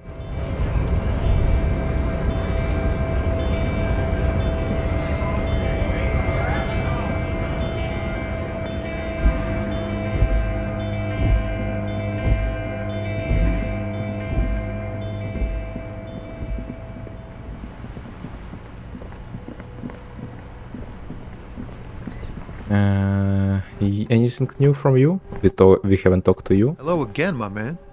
What's on your mind? Got any smokes? Nope. Don't smoke. He nods towards the big lorry behind him. Some of the other drivers do, though. There's still a few around, waiting for the jam to disperse. Or waiting for the sweet release of death. You really need them smokes. Need them. Got to get some. You sure he's not lying to you? You can't trust a lorry man. Yup. Nothing wrong with that statement. Your senses have nothing to add. You'll have to ask around elsewhere. You're lying to me, being all stingy with the smokes? Man, relax. I quit. Been clean for some time. There are some commitments you have to honor. He looks at you with compassion in his eyes. It's a bad habit. You ought to quit too. Did I ask for your opinion? No, my man. You asked for my cigarettes. There's sadness in his voice. He doesn't seem offended though. Anything else I can help you with? Tell me more about this strike. It's like whatever's going on over at the docks. Workers got a blockade set up, making demands, no way in or out. Going on strike would probably help you dodge a bullet or two. Maybe I should go on strike. Maybe you should. Cops don't get paid much and the hours are long. Plus, you can get shot. Why not? The RCM is a self-managing organization that operates on donations. We promote our own leaders. It would be like striking against your own mother. No, your mother. I don't think you understand how that joke goes, but do continue. You were asking about the strike? What's the union demanding? Some pretty wild stuff, I hear. Like a giant new power crane in half the company? I forget what exactly. Good on them, I guess. Giant new power crane. That sounds cool. I've heard talk there's a company rep in town too. Like a strike negotiator type. They'd know what's up. Precise demands and so on. What do you think the company wants? They want to keep that money flowing in, my man. Ka-ching. Makes a ka-ching sound. Anything else I should know? Anything else? Yeah, this ain't really my area of expertise. I just do my job and get paid. I have things to do and places to be. All of us do. All of who? Us lorry drivers. Camionneurs. You still hang around here waiting for this mess to end. Most have scurried off somewhere to get drunk or high. Or laid. Not that I blame them, really. He smiles awkwardly. Not you? Not my thing. Chasing transient pleasures is a drag these days. I prefer the examined life now. Thinking, reflecting, observing.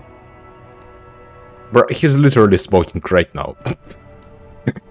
He glances down the road towards the horizon, a glint of something in his eyes. What's better than chasing transient pleasures? The more transient, the better. When one's ended, you can get onto the next one.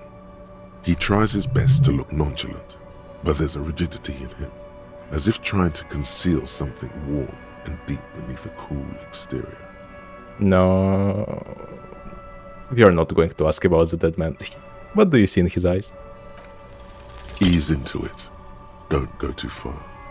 This seems like a personal matter.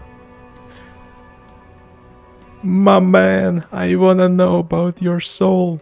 You really are the law, aren't you? I get that being bluntly observant and inquisitive comes with the territory. but it certainly doesn't help with your conversational skills, does it? Just like that, he slips out of your reach. It is possible the yelling didn't help. That's all for now. Bye.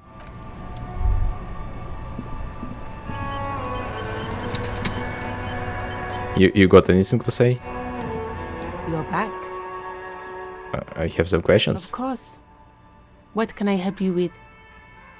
What is this fuck the police business? Excuse me?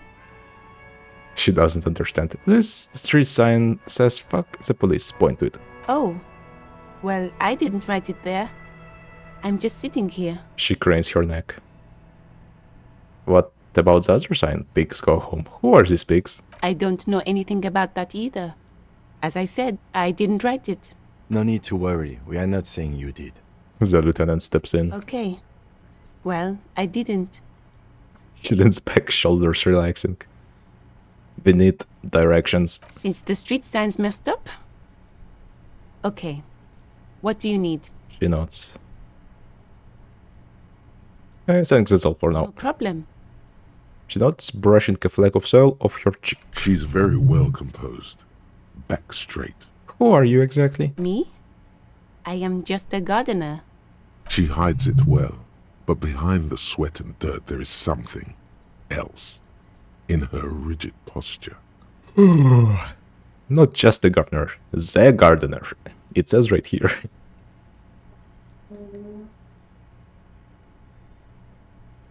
Cool. And what are you doing here? I'm working. Working on what? I have a greenhouse in the yard there. I've been trying to get some work done. She gestures over her shoulder.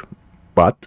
Well, as you probably know, there's a corpse hanging from a tree there. It smells pretty bad, so I have to take breaks. Don't worry, miss. We are here to clean it up. You can get to work soon. Mm-hmm. Thank you. My head is about to explode from all the salts I've had to inhale. She smiles politely. Salts? Ammonium salts. Perhaps useful for later. I have to run. Of course. I won't hold you back. She wipes her brow with a canary yellow glove. If there's a corpse, then you're going to need those gloves for the autopsy.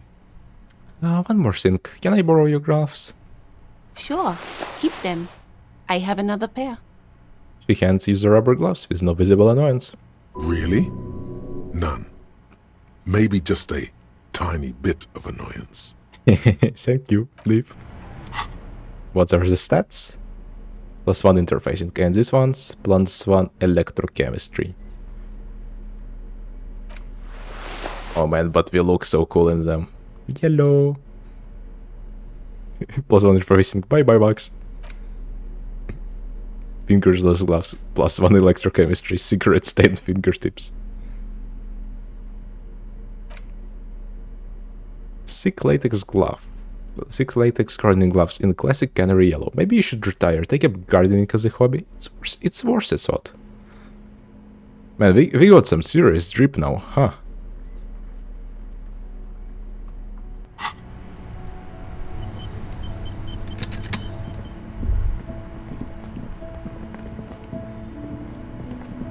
Alright, what now? Let's see. Oh, there's a lot more people now. Summer door closed for winter. Can I go in the kitchen? Yes, I can. The dishes are drying. The smell of chemicals and pine trees. An aroma of spices, alcohol, and tomato hangs in the air. A thin man is smoking below an exhaust hood, occasionally sipping from his mug. This must be the Whirling's cook. As you step in, he nods toward the table and says something in a completely foreign language. The only words you can make out are Garancy and Kubek. It must be his name. Garancy. Garancy Kubek.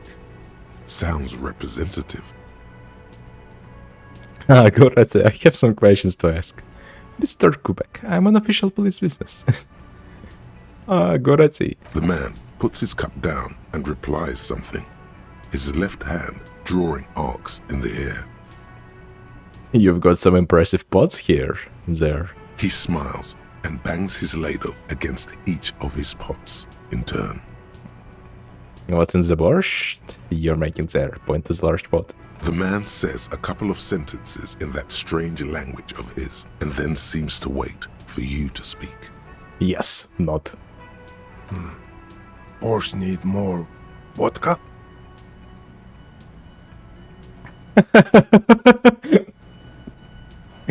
He looks and assumes that you... More vodka? He picks up a bottle from the shelf. Okay, so it's vodka that keeps the men happy and in good spirits. Clever move by the Union. He nods. Of course, vodka. Now that makes a very, very special borscht indeed. Turn it up and then ask for some yourself. Yes, nod and turn your fingers clockwise. Turn the vodka up. He smiles, nodding vigorously, then pours half a bottle of vodka into the pot. With a whistle, he stirs the brew. Gracie, could I have some of that brew? He smiles and nods enthusiastically, and, chattering away in his language, ladles some brew into a small thermal cup, then hands it to you. Leo said you're friends with Manana. Is that true? The mention of mañana gets his attention. He smiles and delivers a whole slew of unfamiliar words and lively gestures. Then he falls silent again. I don't think I need anything else. Stay masculine.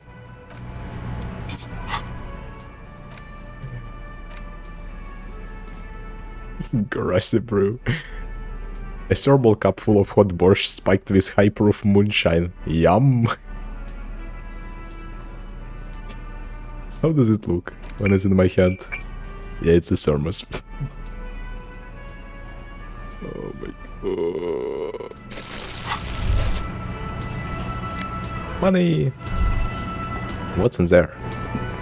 You see a heavy steel door with a prominent dimple lock. It's painted blue. Touch the door. The cobalt blue surface feels rough to touch. The stainless steel door is flush with its frame on every side. Old cobalt paint, rough on the fingers. 40, 50 years since this was painted, maybe. Try to push on the door. The door does not budge. A challenge. No, it's not. Pull on the door. Hard. The steel doesn't even tremble. You're waiting to it. Now you're hanging from the handle.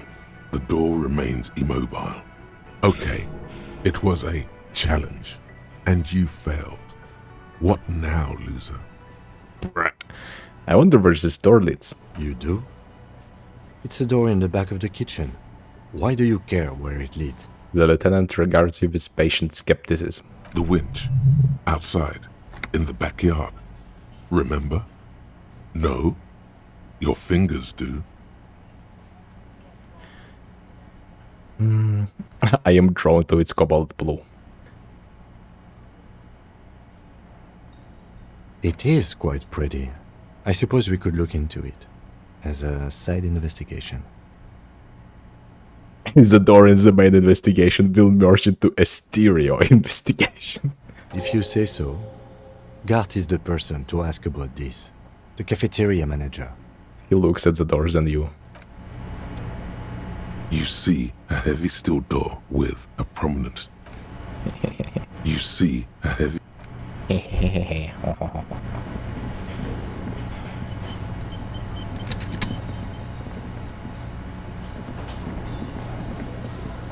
Alright, Gart. It's time for you to scream at me. A man in his late 20s with a thin, unimpressive beard notices you approaching. He drops the ledger he was holding and turns to the lieutenant. Mr. Gart, right? You run this place. The lieutenant glances into his little notebook. Yes. He responds tersely. I am Kim Kitsuragi from Precinct 57. This is an inter-district investigation, so joining me from Precinct 41... He looks to you, realizing he still doesn't know your name. No, you do. It's probably Harry. Say nothing. Can I have a drink? No, you cannot. He leans in for emphasis. Officer, I was thinking more along the lines of your name. The harbinger of ruin. What? The gloaming. I am it. I have no idea what that means. This Duskland will be gone soon. It makes no difference if you understand or not. What is this, a joke to you? Is this what you get when you call the police now? This guy? We've been waiting for a week here. He points at you. Oh my god. Sir, I understand your concern, but we are here to do a job. And for us to do it, I need you to stay calm. Yes, of course. He takes a step back. I know it took us a while to arrive at the scene, but it also took you a while to call us. It was you who placed the call, correct? No, I only just got here. It was probably Sylvie who called you. She usually works the bar here. I'm only temporarily taking over her duties. Do you have her number? As a matter of fact, I do. He looks behind a pile of coasters, finds a slip of paper and hands it to the lieutenant. This sounds like something you can use to call this Sylvie later. You said you just got here. From where? Are you a local? What, of Martinez? No. I live in Jamrock. I only sometimes come here to keep an eye on the place. This is just one of the many, many cafeterias I manage. But you still know your way around, yes? In case we need directions. Yes, I know where some things are, but as I said, I don't live here. I just used to work here. And I'm not going to start working here again, if that's what you think. I didn't imply that. Detective. Yes? What? Who, me? Mm-hmm. I have everything. You? He checks his little notebook. Oh, you mean, do I have questions? Ask them? Yes, yes. He means, do you have questions for me, like a police officer would? The cafeteria manager's clearly agitated again. Who killed him? I don't know who killed him. I'm not the police. That's your job. Did you kill him? What are you, crazy? Of course I didn't kill him. Suddenly you tense up. Blood is being pushed to your muscles. You should hound him on this. Hound him hard. The prey drive says. Did you kill him, guard? No, I didn't. You can tell me, guard. You killed him, right? I didn't. I don't appreciate this. What is this? He turns to the lieutenant. Why did you have to kill him? Do I have to answer him? Is this mandatory? He asks the lieutenant. The lieutenant stands motionless, his expression unreadable. Did he hurt you? Is that why? Did you get some kind of sick kick out of killing him? What are you, an idiot? I told you I haven't killed anyone. Anyone? Have you killed someone else then? He ignores you. More. Press on. Push. Did we kill children? Fuck you, man. That's enough. You can tell whose remark is aimed at you or guard. You have not entirely convinced me. That's a real pity. He stares angrily at you. Why did Sylvie go? She went away because none of your business. She pertains to the coming apocalypse. Does she? Maybe she does. Maybe she pertains to the apocalypse. Sylvie is not here because I asked for her number. The dead body out back didn't help either, but it was mostly me. I hope you appreciate that. Oh. He snorts. Oh. Yeah. Thank you. The lieutenant says. He opens his little notebook at the cover. The number is safely tucked away in a small pocket. Mystery solved? Is it? Because I thought you were supposed to be investigating the lynching, not my employer conduct. The stuff gets on my nerves. I am a feminist. Oh, this is the best answer. What?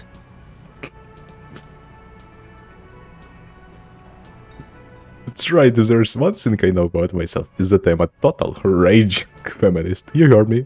Do you have a phallus in your ear? I said I'm a feminist. I'm not a feminist, I just wanted to see the look on your face. Do you have a phallus in your ear? That's good. But there is a timetable for this investigation, dictated to us by the stages of decomposition. And it says we need to move on. So again, inexplicable feminist again agenda. Are you the bartender? No, I'm not the bartender. I'm the cafeteria manager. But you can still pour me a drink, right? I could if I were a bartender, but I'm not. I'm the cafeteria manager, so I won't. What's the difference? I have 3 cafeterias I manage. 3. Get over it. Get over it. That's all. Let's go. Not so fast, Mr. Feminist. You owe me 130 real. Slip away, I noticed. Oh, and they have... Oh no. All red checks fail.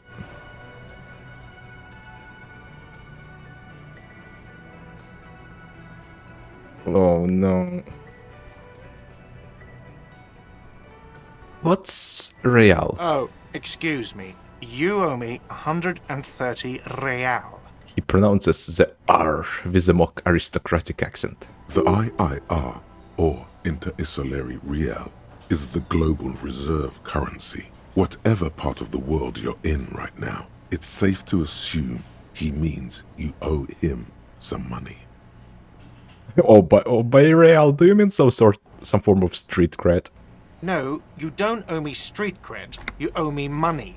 You owe this establishment 130 real.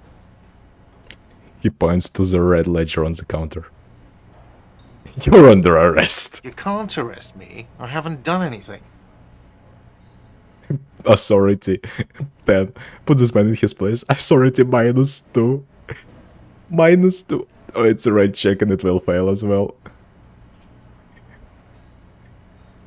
Oh no.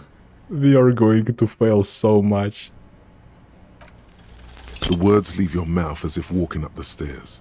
Everything is going fine until you reach the end and take one step too many. I fucking well can, bitch. Oh, so apparently I'm a bitch now. Okay, I'll be the bitch, and you'll be the broke cop who owes me money, and no one will arrest anyone because that's insane. How's that? Sir, leash in your tongue. The lieutenant's voice is controlled yet threatening, like it's coming from a different person. Officer, you need to contact your station. Ask your people for assistance with the money you owe this place. There is a shortwave radio in my car. When you get the time, use it. We need to get this investigation started now. I'm sorry, but I can't let him stay here if he doesn't pay. He's 3 days on the slip. If he doesn't have the money by tonight, he'll have to work this from home. Fuck this place. I'll take my chances on the street. No, there's no need. Let's go. Goodbye, sir. The lieutenant is silent for a moment. The cafeteria manager stands silently behind the counter, his eyes fixed on the broken taxidermy, then on the ledger. He does not know what to say. We didn't even need to run away. Oh, no task, pay for damages. Oh wait, no I don't. No I won't. By the way, where is home? The address is coming up blank, and this place sure isn't it. Do I even have one? But you've been at this hostel cafeteria for only 3 nights. Where were you before? You had to be somewhere. On Marvel Hill. Why did you say that? Lieutenant Kitsuragi. Do you know a place called Marvel Hill? No. But isn't that an expression, not a place? He thinks for a moment. An expression? A saying. Up on Marvel Hill, a great high place. One that is impossible to climb back to. That doesn't sound like somewhere you can stay if you run out of money. I live in a dumpster. I don't care. Fuck everything. Hobocop. Entertain the thought when you get the time. Maybe being a hobo and a cop has its advantages. Oh, we have so many thoughts. Wow.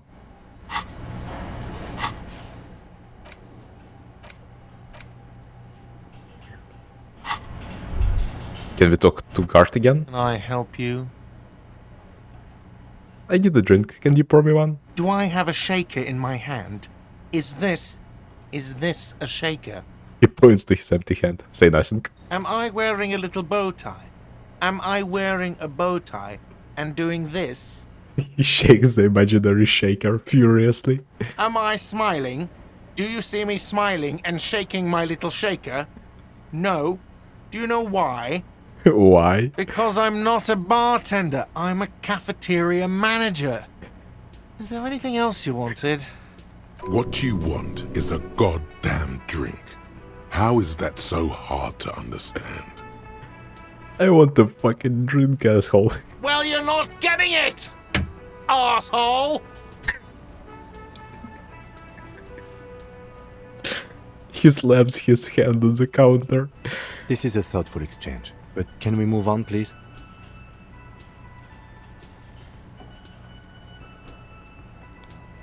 Oh. By the way, I'm going to sing karaoke here. Absolutely out of the question. Absolutely in the question. First we find a sad banger. Then we sing this place to shit.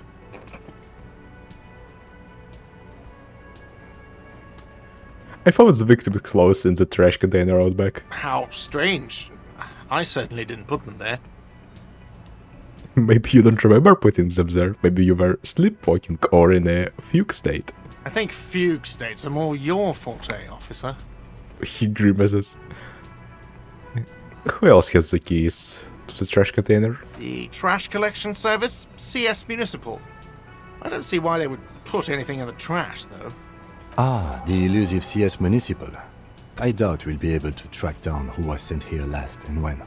This will have to be one of those little threats that solves itself down the road. The elusive CS Municipal.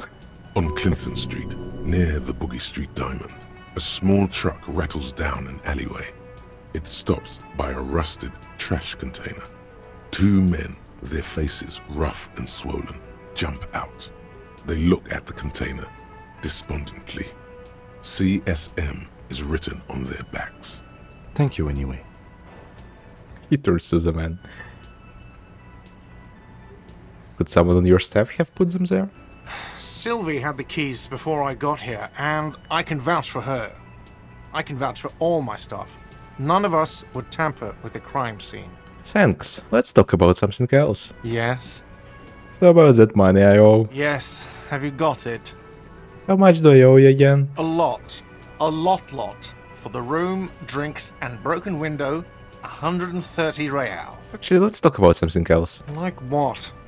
I was rarely enjoying talking about the money you owe me. Since I'm here as a whirling guard, I think I need to talk about. What thing? There is a mysterious blue steel door in the back of the kitchen. Oh yes, that door, sure. There's nothing mysterious about it. It's just a door. He shrugs. Do you know what's behind it? Do you have? No, I don't have a key. I don't know how to get there. And I don't care either. It's not like I've been wondering about it for 10 years. It's just a frick warehouse, probably. Or some boring storage space with a bunch of old junk and dust. Junk and dust.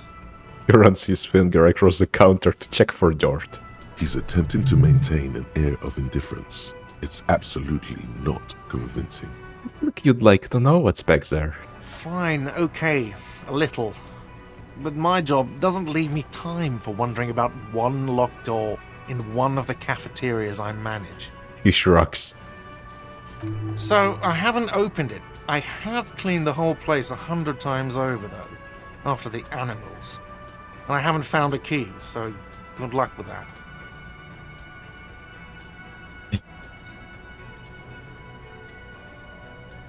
There's the animals. I saw a sign that said the mess hall is reserved for the Union. Yes, not the whole damn Union, thank God. Just the nastiest and loudest faction. He tosses his head in disdain. They come here in the evenings. Dumb, unruly types. Think they're big shit. But they're good customers. They place big orders and always pay on time. We should find out who this Lord faction is, occupying the booth. Loudness means talkative, and we need info. He gives you a meaningful nod. How do you find them? We don't. We have to wait. They'll show up sooner or later. Men get hungry, even men on strike. He looks towards the booth. You glance at the clock on the wall behind the manager. Huh. Huh. It's after 16. The sign said reserved starting 16. Why isn't anyone in the mess hall? Good question.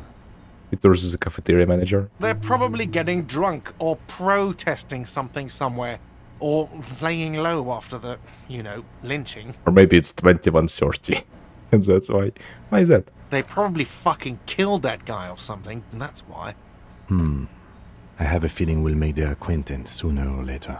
The lieutenant thinks. There's something else you want to ask about. What? By the way, you should come back to this thing-based questionnaire if you see anything interesting in the whirling later. Goodbye. Oh, man. Oh, hello.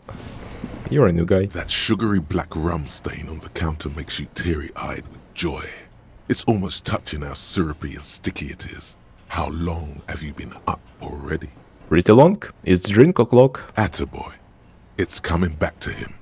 You had your mesolimbic reward pathway worried there, not thinking about drinking all that time. It was like you weren't yourself. I've been secretly thinking about it all this time.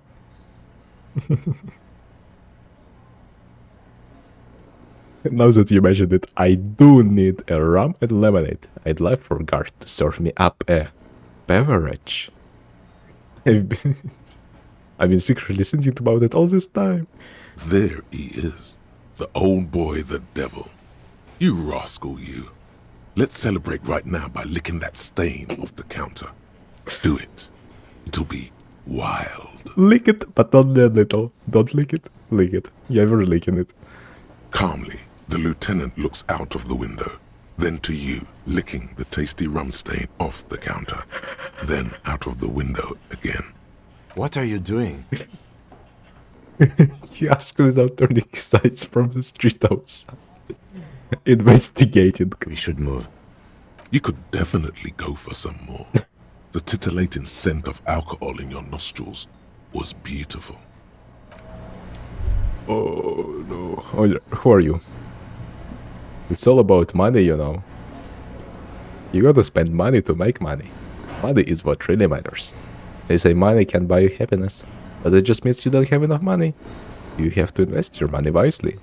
You can buy stocks with money, and then use those stocks to make even more money. That way you'll have enough when you grow too old to make new money. Real estate is a graveyard where tired old money goes to rest. Money is what literally makes the world turn. The laws of money are just like the laws of nature. Unpaid labor doesn't net you any money. There is no such thing as free money. Money is all about numbers. Money is actually all about trust. It's all about money, you know.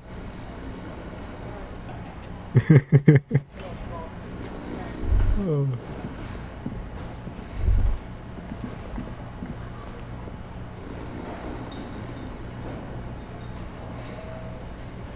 This guy reminds me of someone.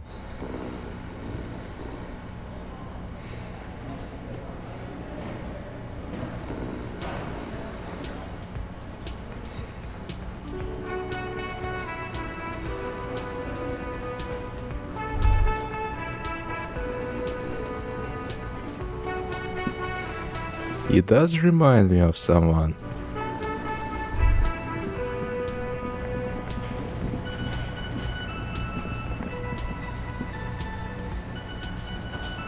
Yes? Let's talk with you. Oh, I need to save. First. Hello, sweetie.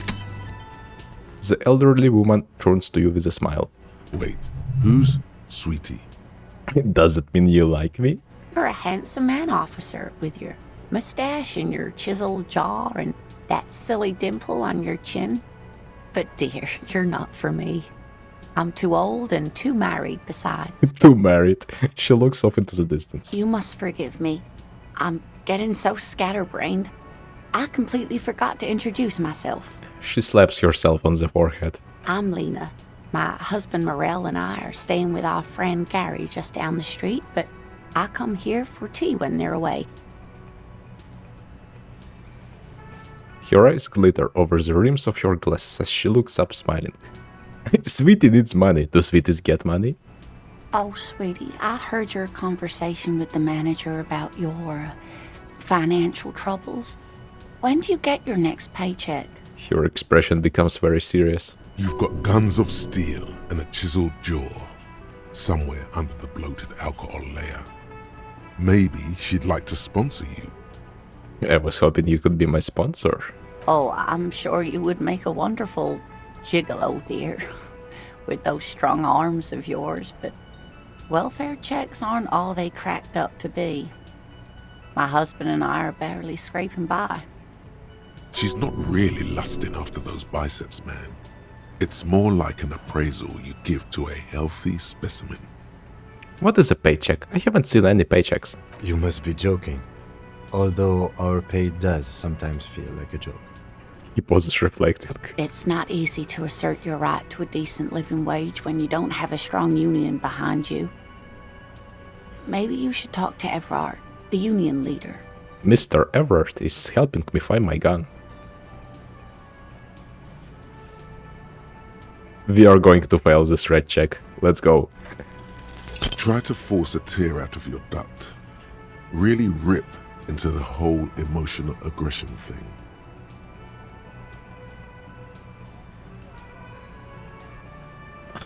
Okay, this one is the meanest one. And we are going to choose it. Of course, I shouldn't have asked you. Stupid me. Ouch, ouch.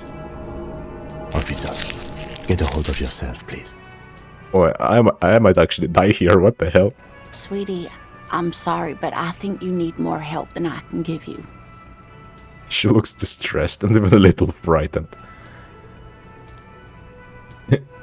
Kim, he leans in so that only you can hear, but his tone is forceful. Okay then, proceed with the gulp. Let's change the subject. Oh no, I'm so sorry I don't have money for you. If there's anything else I can do for you, just ask. Of course, dear. Good luck with your case. I gotta get going now. She gives you a small wave. Okay, I need to get some magnesium.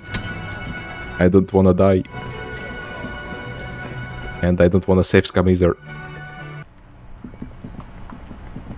Hope the shop still works. Seems to be. Hello. I am here for my pills. The small cabinet on the wall is filled with various medicines. Okay, here. I hope Saint Baptiste makes you feel better or something.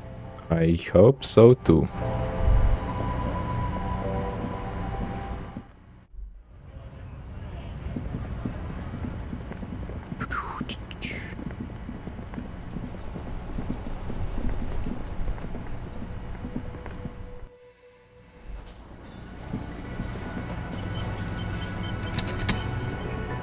Hello again, sweetie.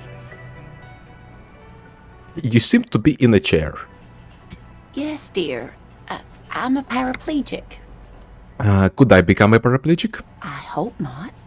Although the work you are doing for all of us is quite dangerous. Her eyes glimmer with admiration as she looks up at you. Maybe it wouldn't be so bad had you come in a chair playing pinball. Oh man. Actually, this machine is broken. She taps on the greasy glass of the pinball machine. What is a paraplegic? It means I can't use my legs. I was in an accident some years back, injured in the line of duty, as they say. You were a tightrope walker? Nothing so extravagant, dear.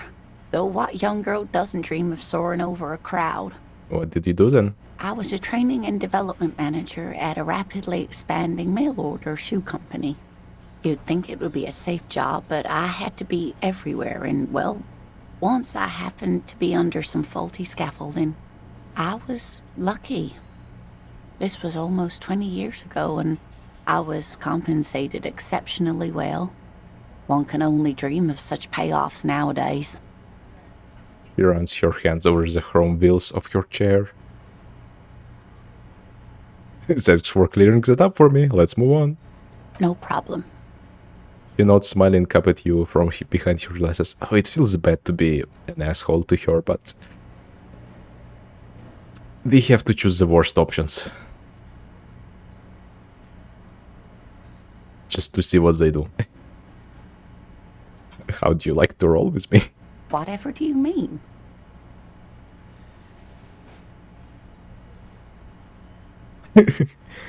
Roll us some cigarettes. I'm jonesing for a smoke. Oh, no. I haven't smoked in years. Why don't you smoke? It's great. Cigarettes are a luxury, sweetie. Besides, I have to mind my health. She looks embarrassed. Wait, maybe she knows where you can get cigarettes. Delicious, toasty cigarettes stuffed to the tip with love. You should find out. I thought you were cool with your wheels and all. Oh man, it's... An old woman in a wheelchair just doesn't look good holding a cigarette.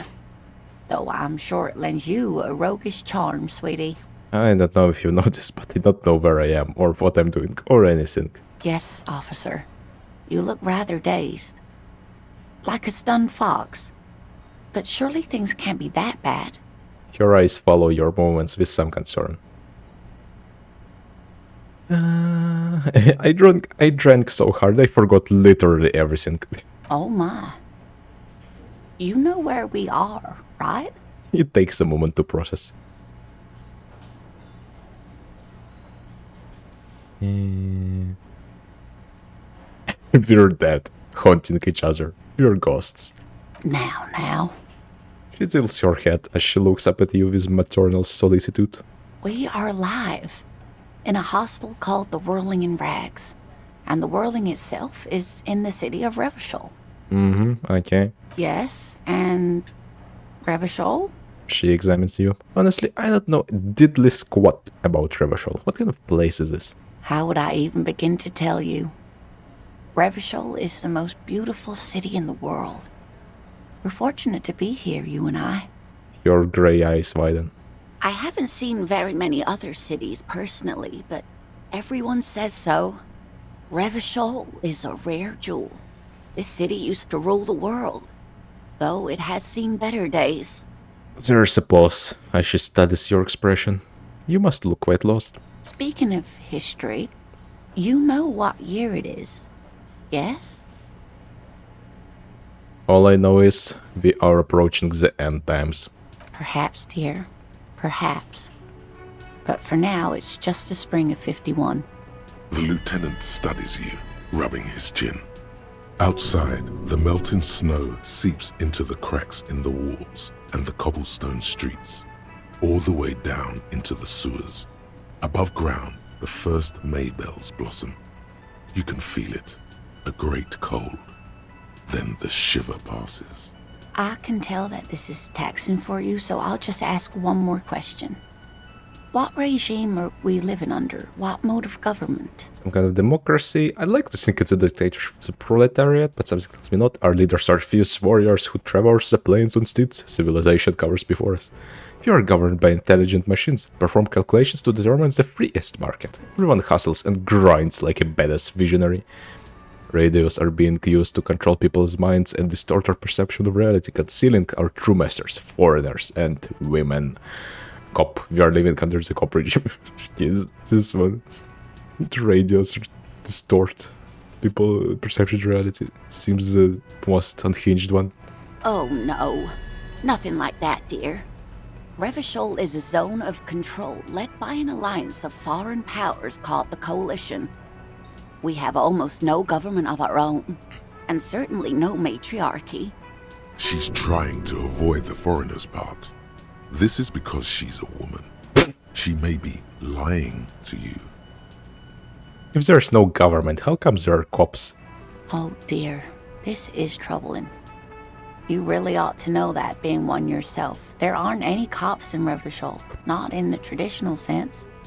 The status of law enforcement has been a complicated matter since the revolution. But we should stop for today, sweetie. You look like you need a break. Besides, I'm not the best person to explain the big things to anyone. She's scared now. She's realized you really are brain damaged. So, how did I do? You didn't do too well, dear. Oh. It does look like you're having trouble remembering things. History and places. Remembering reality, in a word. It's very odd. A sigh. The lieutenant buries his nose in his notebook. But maybe a fresh set of eyes is what the world needs. And while I'm no doctor, such bouts of amnesia are often temporary, so I wouldn't worry too much. And what is the revolution you mentioned? A defeat, I'm afraid. The people of this archipelago tried to build something new, something different. The rest of the world didn't like it, so they came and ended it. This was 42 years ago. But I'm a cop. Whatever it was hasn't stopped me. Of course, sweetie. I really don't know how to explain it better. Who could tell me more? Conclude. Someone more educated in sweeping matters. Maybe you should ask. She turns to the lieutenant. No, I'm not an encyclopedia. I won't be a guide either. I'm a detective. He looks away. Of course. Then I don't know. Someone rich, maybe? Wealthy people are educated. Though I don't know where you would find a wealthy person in Martinez. She turns to you. That's a good point. This doesn't look like Rich Central. Oh, I know one bot having person who might be rich. Advanced race theory. Everything is calm in the eye of the race storm. Your mind is lucid and bright. The mind-bending phylogenetics appear more distant and, to be fair, a little ridiculous. The great race mystery has cleared up. All that's left to do is verbalize your thoughts. Go and talk to Measurehead about your newly found insights. The precarious world. How not to lose. It is impossible not to. The world is balanced on the edge of a knife. It's a game of frayed nerves. You're pushed on by numbers and punitive measures, pain, rejection, and unpaid bills. You can either play, or you can crawl under a boat and waste away. Turn into salt, or a flock of seagulls. Your enemies would love that. Or you can fight. The only way to load the dice is to keep on fighting.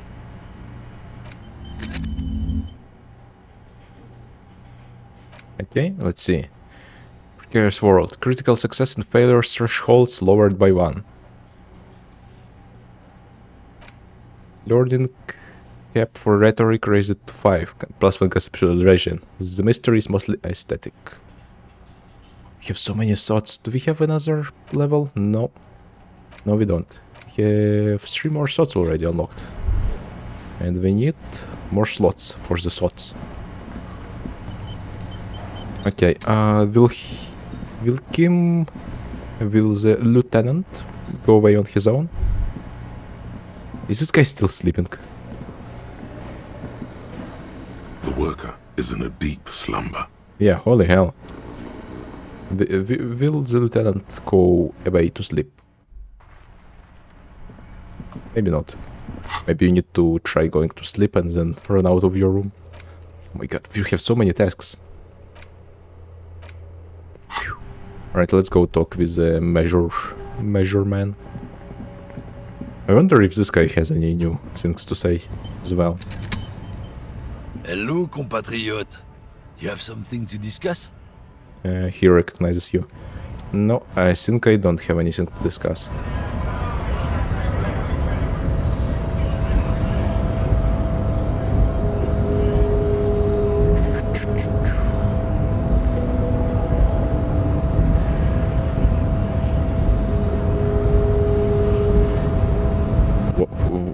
What are those lights over the place? That looks pretty cool. Alright, what do you have? The unpromising race pupil returns. Race pupil. I think I know what the race enigma is. And? Holy hell, that's a lot of text. It's shit, I just wanted to get into the harbor. Paradoxically, you plan to supersede the Occidentals with their own race theory. It's racecraft is what rich people want us to do while they'll get all the money. It's just something you shock people with, liberal and progressives people. It's whatever you want it to be. It's a free association language exercise, degenerate, race hero. It's about you being conflicted about your Koika girlfriend, isn't it? I don't know about the rest, but it's clear I should stop drinking the ancient Ilmarian mind poison Al Ghul. This dump is ready to be superseded by the Areopagite superstate. I can serve as a clerk in your administration. Maybe you need a cop. Oh my god, so many choices. The girlfriend is probably quite funny. It's about you being conflicted by your Koika girlfriend, isn't it? Look, babe. When confronted with the demise of his entire race, the bourgeois alcoholic degenerate focuses on gossip. Other people's lives are a refuge for him from the burning race wreckage of his own. That's just tactless, Jan. The woman doesn't even look at you. You could have used this opportunity to overcome your narrow Al Ghul ravaged identity. Instead of unlocking the race enigma, you attempted to add to it unsuccessfully. He turns to you. Take solace from the fact that these thoughts will never entirely leave your brain. They will be with you on the day you die. The only germ of heroism in your body. Now go. I have beauty and truth to discuss with my woman. He points to your head. Damn, Jan. How are you so romantic? The woman swoons. Oh, that did not work. Oh, but we do get the point. Let's see what we have. Hobocop, feminist agenda, +2 authority against men. Cop of the apocalypse. The feminist agenda. Something stirred in you, something interdisciplinary. Is it a new or newly formed reaction to the tyrannical gender roles around you? Or something you always had? One thing is for sure, you're not a mild feminist. Oh no, these are incendiary thoughts aimed at undermining the very pillars of society. Could you fashion them into some sort of weapon, perhaps? A first strike weapon to decapitate the XY chromosome hegemony.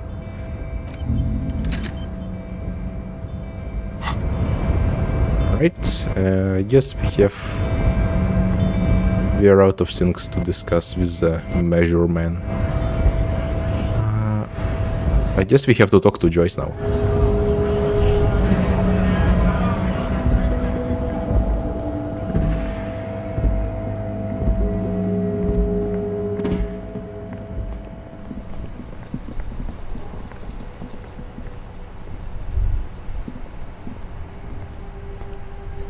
But it has been, 3 hours. I've been doing this for 3 hours. Since the previous parts were also 3 hours, we might as well end it here as well. Maybe, perhaps, I think so. Goodbye.